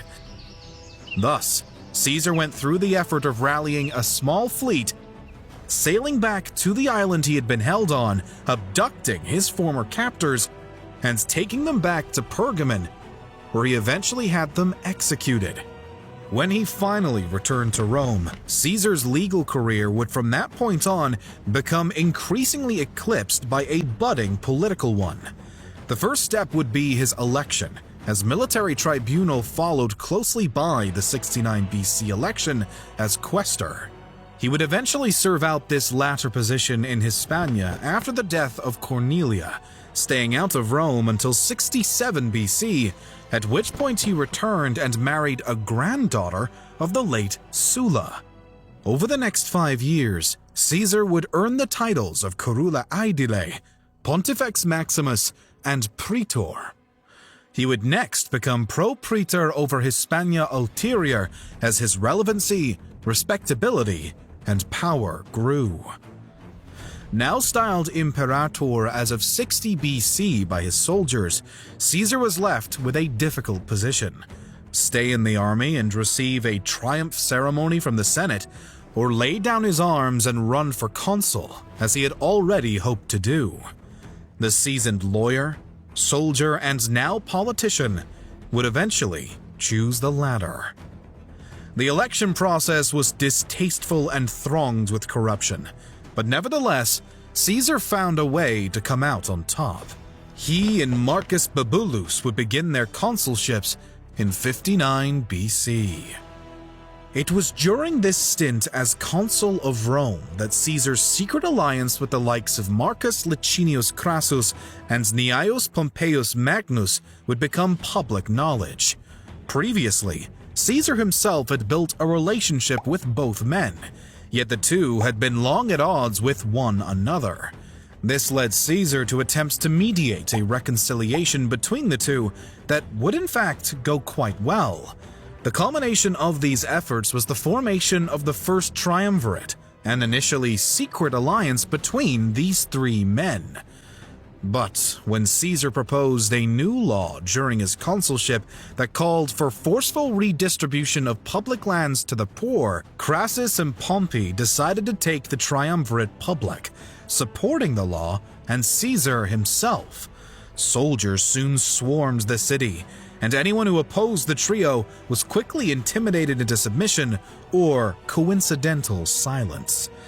What had started as the consulship of Julius Caesar and Marcus Bibulus was now dubbed daringly the consulship of Julius and Caesar. This consulship of 59 BC was not without opposition, though it was furthermore not without violence imposed on those challengers. By now, the people of Rome were becoming increasingly aware of the First Triumvirate, and yet increasingly afraid of it at the same time. It was no secret that Caesar and his friends would use devious ways to achieve their goals. Still, they were rather good at it, and before his consulship was up, Caesar managed to secure himself the governorship over Cisalpine Gaul, Illyricum, and Transalpine Gaul, an office he would thus hold for 5 years, keeping him safe for that time from any prosecution brought on by the deeds he'd carried out during his consulship. This was crucial because the astute politician had bigger plans for his next phase of life. With 4 legions now under his command in Gaul, and a coming extension of his governorship for another 5 years, Caesar had 2 main objectives: conquer the unconquered lands of Gaul, and then enter Britain. Ambitious, maybe even foolish when it came to the latter, but nevertheless, it was what Julius Caesar wanted. He relatively smoothly found success in his first task, defeating the tribes of the unconquered region and inching ever closer to Britain's border. By 55 BC, he was ready to take that very next step. And under the accusation that the Brits had previously backed his opponents in the Gallic War, an invasion was launched. The results were a bit anticlimactic. Caesar was ill-prepared and ill-informed, causing him to first have to pull back into Gaul before again relaunching his fruitless campaign. He would return to Gaul again after achieving more than the first time, but still nothing significant. With the Gauls now in revolt, Caesar would be unable to return to Britain as he turned his attention back to his governorship. Despite valiant efforts from the Gauls, and one chieftain in particular, the Romans would be successful once more at putting down their opponents and claiming the rest of the Gallic territory bordering Caesar's. The Gauls were simply too disunified and unprepared to best their invaders, despite Caesar's forces not technically being all that stronger. Either way, Caesar was lucky, as now he needed to turn his attention to whether or not he could even maintain enough support back home to remain in Gaul. 1/3 of the first triumvirate, in the form of Crassus, was no longer in existence by the end of 53 BC. Having been killed during a campaign into Parthia, Crassus left behind only Caesar and Pompey, whose relationship was now on a downward spiral. Caesar's luck in particular appeared to be wearing thin, as Pompey and his supporters started to gain power in Rome, whilst the Senate was turning on Caesar. By the early months of 49 BC, the worst had come for Julius. Any tribunes who had had his back had been rashly expelled from Rome, and now the Senate declared him to be their enemy. What happened next is clear, but the reason for it is often debated by historians. It's possible that Caesar, in response to the Senate's decision, feared exile and potentially even prosecution. But many argue that this would have been an insanely unlikely outcome, and Caesar would have known that. Instead, he was more accurately focused on his goal of a second consulship, which Pompey, currently in control of Rome, would have possibly attempted to bar Caesar from achieving. Thus, the die had been cast. Julius Caesar crossed the Rubicon with a lone legion and launched a civil war. Though the odds at first seemed to be far from in the disgraced assailant's favor, reality soon hit the Senate like a ton of bricks. The people of Rome cared not to defend their morally questionable politicians, and the men who had fought alongside Caesar under multiple legions were quick to support their comrade. Realizing the gravity of their mistakes, Pompey and some of his senators fled the city, withdrawing to the south, where they believed they would be safer as Caesar marched on Rome itself. Yet, they were wrong again. After failed negotiations that had been initiated by Caesar himself, the attackers too turned south. Caesar wanted not to capture Rome first, but to capture Pompey. The subsequent timeline of events saw Pompey flee for Greece, Caesar head off for Hispania, while an ally, Mark Antony, remained in Italy on his behalf, followed by multiple clashes between the forces of Caesar and Pompey. Scores of soldiers were now flocking to Caesar's side as legion after legion joined his ranks. Pompey was soon fleeing for Egypt, where Caesar readily followed him to. What he intended to do with his now former ally is unknown, but what is documented is his immense dissatisfaction when he was informed of Pompey's assassination at the hands of Egypt's king Ptolemy XIII's men. Ptolemy had hoped to make a good impression on the Roman, but it seems that exactly the opposite occurred, and Caesar had instead taken a liking to the king's sister, Cleopatra.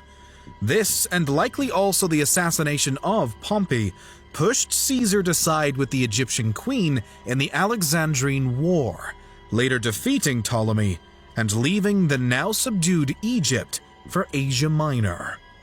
By now, Caesar had been appointed as dictator back in Rome, despite being in and out of Italy as a whole to engage in campaigns in the Middle East and Africa, as well as his endeavors in Asia. He was also repeatedly named consul, and his dictatorship renewed multiple times, having pardoned his enemies in the Senate and thus laying claim to very few opponents at home. Once he finally returned to Rome again in the 40s BC, Caesar began to roll out new legal reforms, even changing the Roman calendar.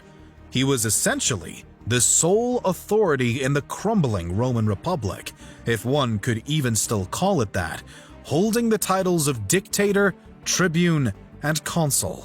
While he would, in fact, resign from the latter position in 45 BC, his successors were only once more decided by election, given Caesar's decision shortly after to make all appointments of magistrates, tribunes, and consul his own selection. Despite being capable of making all of these unilateral judgments and wielding such grasping power, Caesar's popularity in the Senate was dwindling, not surging. He wasn't accomplishing these things with the support of his senators, but instead in spite of lacking it. Still, hatred, often in these cases, is a fast-growing weed, and seeds are spread rapidly from the mind of one suppressed politician to another. Senators, such as those in Rome, could only take so much of Caesar's overbearing authority. People got to talking, ideas began swirling, and a devious plot was forming. A man by the name of Servilius Casca soon warned Mark Antony of the building conspiracy, but the senators had accounted for this. There was nothing left to be done. Caesar's days were numbered, and the clock was ticking ever faster. In the year 44 BC, on the Ides of March, Julius Caesar, dictator of Rome, arrived at the Senate, none the wiser to what was about to take place. He was, it's believed, aware that there had been some talk behind his back of some sort, but he surely did not know the full extent of what his senators were preparing to do on the floor of the theater of Pompey. Earlier that morning, Caesar's wife had awoken from a ghastly nightmare in which the great ruler had been dreadfully killed. She thus desperately begged him to stay home, finally convincing Caesar to have the Senate dismissed. After Mark Antony arrived to inform the senators of this, Decimus Junius Brutus Albinus, not the same Brutus now famous for his involvement in the conspiracy to come, made his way to Caesar's home to personally persuade him not to listen to the fears of his wife. After some talking, the dictator now gave in to the deceitful pleas of Decimus and decided to attend the Senate. Mark Antony now endeavored to join his friend and ally, but was stopped on his way into the building and detained, either by Decimus or a Gaius Trebonius. Caesar thus entered alone, at which point he was approached by Lucius Cilius Cimber, who addressed Caesar with an appeal to recall his exiled brother. The dictator showed no interest in listening to the man until Cimber grabbed him roughly by the shoulder, yanking down his toga. "Why, this is violence," Caesar is said to have bellowed in response, at which point Publius Servilius Casca Longus promptly brought out a glistening blade and he attempted to sink it into the dictator's neck.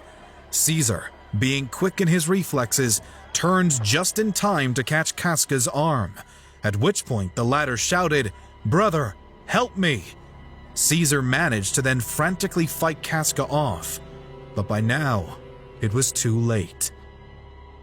He was surrounded, and a total of at least 60 conniving senators took their shot at the defenseless tyrant.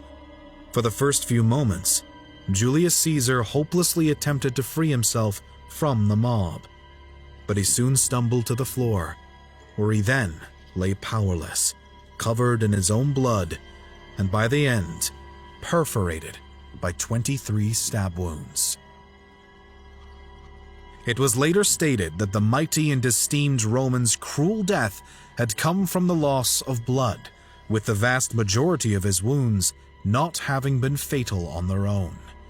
And so, the great ruler of Rome, Gaius Julius Caesar, bled out on the steps of the Curia of Pompey, his body left there to drain for hours by his killers.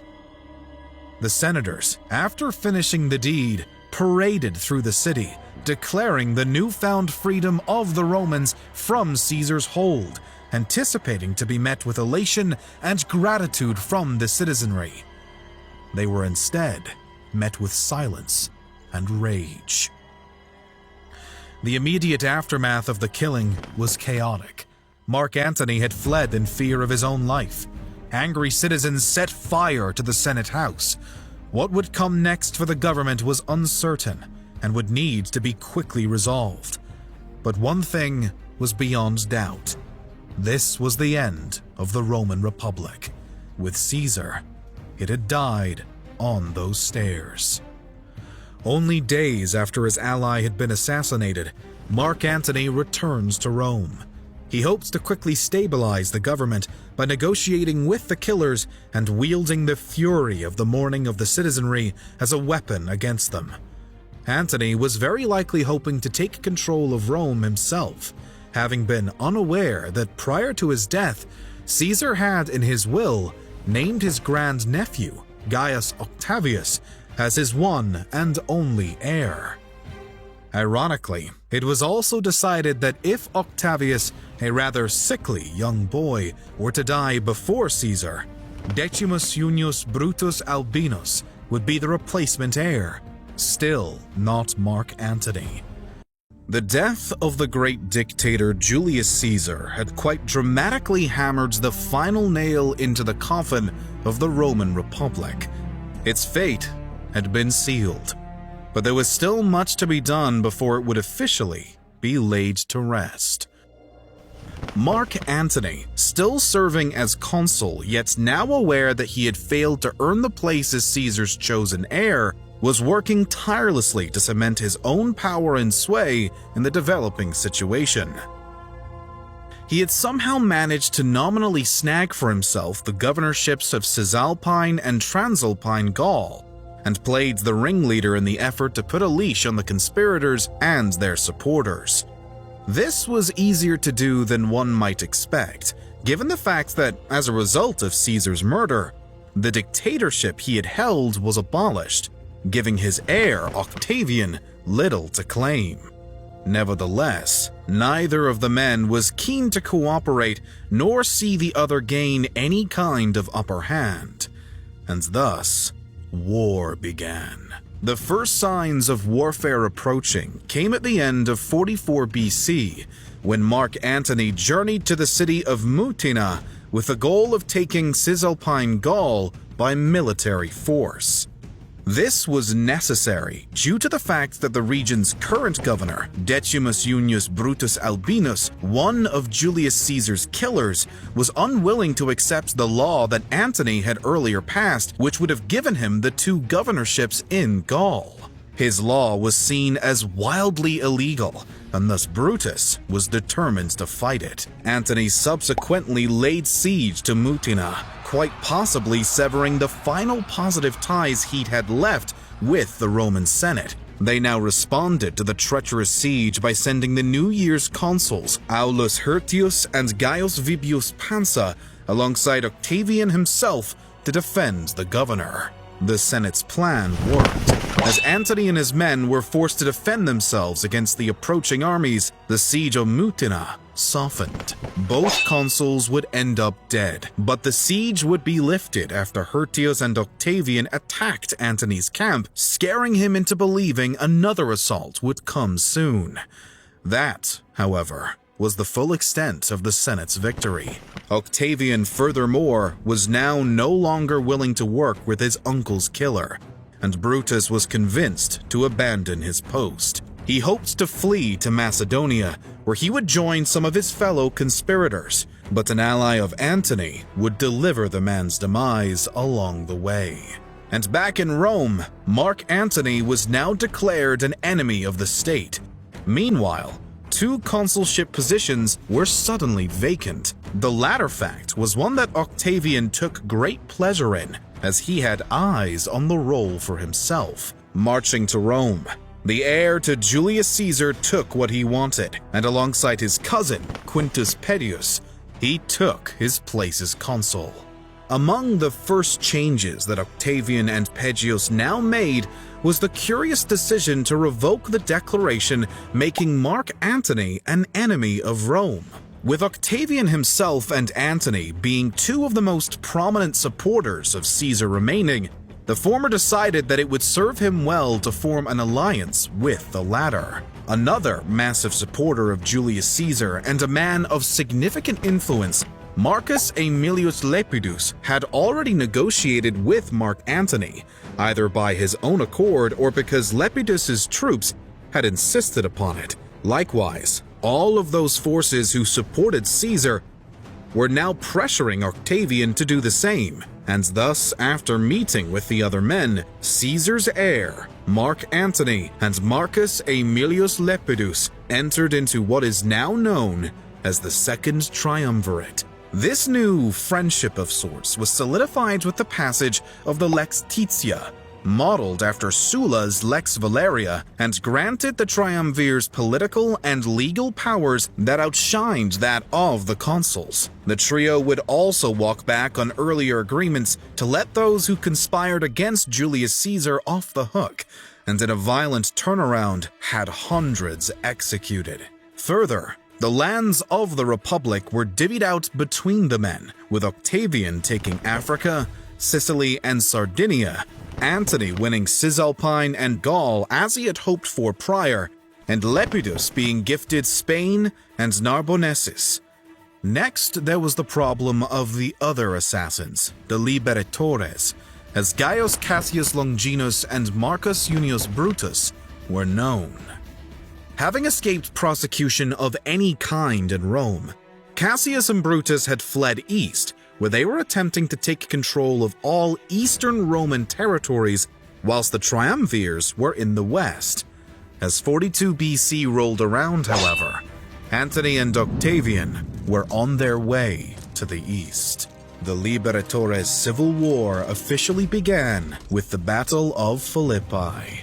As the fall leaves began to turn, Mark Antony came face to face with Cassius Longinus, while Brutus and Octavian squared off. The fight between Caesar's heir and friend-turned-killer seems like a fair match, and there failed to be one side with a clear advantage, quite contrary to the clash between the forces of Antony and Cassius. The Caesarian beat down his opponent, but Cassius managed to initially escape the battle alive. Despite the truth being far different, Cassius had then heard that his ally had been routed, and in dramatic fashion, he reacted to the false news by taking his own life. Now alone in the fight, Brutus managed to take the reins of Cassius's abandoned forces, and both he and his foes withdrew from the battlefield. The triumvirs and liberatores now began attempting to reignite their armies with promises of more money, as Octavian, Antony, and Brutus looked for what their next steps would be. Brutus was hoping to avoid a pitched battle just yet, and with the Liberatores' fleet having defeated the triumvirs on the Ionian Sea, Brutus may have been in a fair position if he was able to do just that.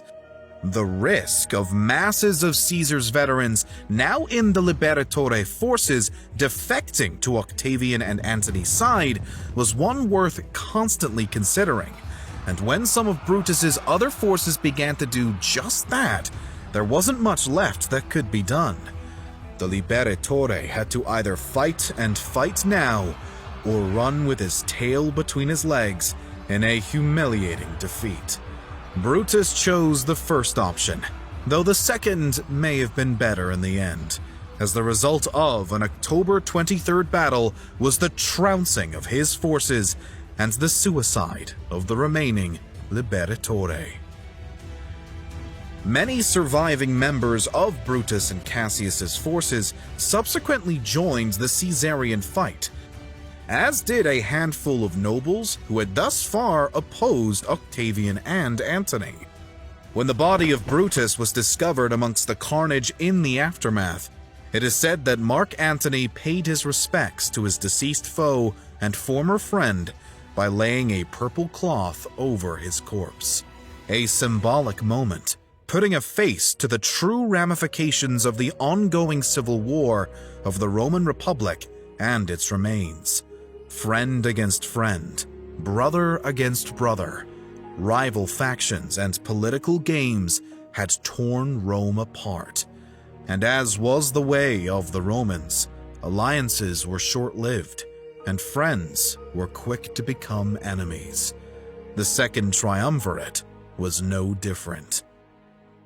Following the war against the Liberatores, the members of the three-way alliance split up geographically, particularly Antony and Octavian, the latter of which had to now move on to facing Sextus Pompey in Sicily, whilst Antony focused on the east and Parthia. Cleopatra would also enter the picture again, this time striking up an affair with Antony, much as she had with Caesar before him. This allowed Antony and Cleopatra an advantage. Both could use each other to strengthen their own positions. But, after all, this was an adulterous relationship. Antony had a wife back in Rome, and that wife of his was not one to be ignored. As the Parthians readied for a preemptive attack against some of Rome's eastern holdings, Antony's wife, Fulvia, alongside Lucius Antonius, consul and brother to Mark Antony, were mapping out their own plans for war. Amongst domestic unrest triggered by Octavian's treatment of his veterans and ongoing war with Sextus Pompey, Fulvia and Antonius decided to target the triumvir personally with a slew of propaganda and only fanned the flames of the ongoing discontent. The situation soon escalated to the point of Antonius's military occupation of Rome and subsequent warfare against the forces of Octavian. The debacle was short-lived, lasting only from 41 through 40 BC, and ending in a victory for Octavian, who eventually seized Perugia as a result. Both Antonius and Fulvia were allowed to live, and at the request of Octavian's soldiers, so were those belonging to Antony's family. And while Antony himself had stayed absent during the clashes, feigning distraction throughout it all, he was now watching his fellow triumvir with mild suspicion. Octavian had taken more than Perusia. He had furthermore seized Gaul after the death of Antony's governor, and held additional territory elsewhere within Rome's grasp.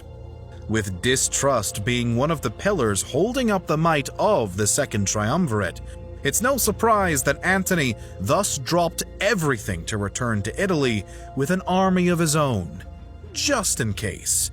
As another just in case, Antony furthermore attempted to enter discussion with Octavian's current nemesis, Sextus Pompey. This plan worked well enough, but it led Antony into direct conflict with Octavian's garrison at Brundisium. Had it not been for the pleas of both armies to make peace, the scuffle could have turned into yet another civil war. But alas, the soldiers managed again to trigger negotiations. Or maybe it was just that these Romans understood well the concept of fairness to their men. By the fall of 40 BC, an agreement had again been made between the triumvirs. Antony and Octavian's new positions in the East and Gaul respectively were made official, and Lepidus, the rather forgotten of the three allies, was confirmed in his new position over Africa. After brief celebrations at home, the renewed friends then looked back at Sextus Pompey with two options in mind: sign a treaty or win a war. As the scorching summer heat set in, so did negotiations. After discussing terms, such as solidifying Sextus's position over the Peloponnese, Corsica, Sardinia, and Sicily for 5 years, followed by a consulship, as well as compromises on behalf of Sextus's soldiers and slaves, an agreement was finally made. War could be avoided, for once, for now. Who was the strongest link in the triumvirate may be debated, but it seems in the deal struck between them and Sextus Pompey, Antony was the glue that held them all together. With the latter having shortly returned east and focused back on his victories against Parthia via his lieutenant Publius Ventidius, the relationship between Sextus and Octavian was now under a scorching spotlight. It was only a matter of months before tensions reached a flaming high, with no Antony around to stomp them out. In an unexpected twist, Octavian had already retaken Corsica and Sardinia for Rome after one of Sextus's admirals had a change of heart and loyalty. Sextus had favored Antony over Octavian anyway, and this gave him the perfect excuse to throw their alliance aside on Caesar's heir. The sea battle showed an early advantage for Sextus, causing worry for Antony once more, as he now saw a risk of Sextus gaining too much power in comparison to both himself and Octavian. Thus, when his fellow triumvir asked for aid, Antony, though not necessarily in favor of Octavian, sailed back for Italy to discuss matters further. Allegedly, the only thing that pushed him to support Octavian over Sextus was the persuasion of Antony's newest wife and sister of Octavian, Octavia. Despite Antony's resistance, the triumvirate was again renewed, now more officially, and it was agreed that the deal made earlier with Sextus was no longer on the table. It was time for war, and Antony would support Octavian militarily. Antony additionally refocused his goals in the east against Parthia and his continuing affair with Cleopatra, who he now acknowledged he had impregnated as he granted her new lands. Those back in Rome, and really all of Italy, were displeased by this quite public entanglement, growing a crack in Antony's reputation that would soon be deepened by his coming failure against the Parthians. Having marched on the Parthian capital, Frata, and then being chased all the way back to Cappadocia after being abandoned by his alleged ally in the king of Armenia, Artavasdes, Antony had turned the crack in his prestige into an expanding rupture. Meanwhile, Octavian and Lepidus, with the crucial aid of Octavian's lieutenant Marcus Vespasianus Agrippa, found their own triumphs against Sextus, who by the end of 36 BC was on the run, ironically, toward Mark Antony. Sextus's potential for a new treaty with Antony was not the biggest news of the moment.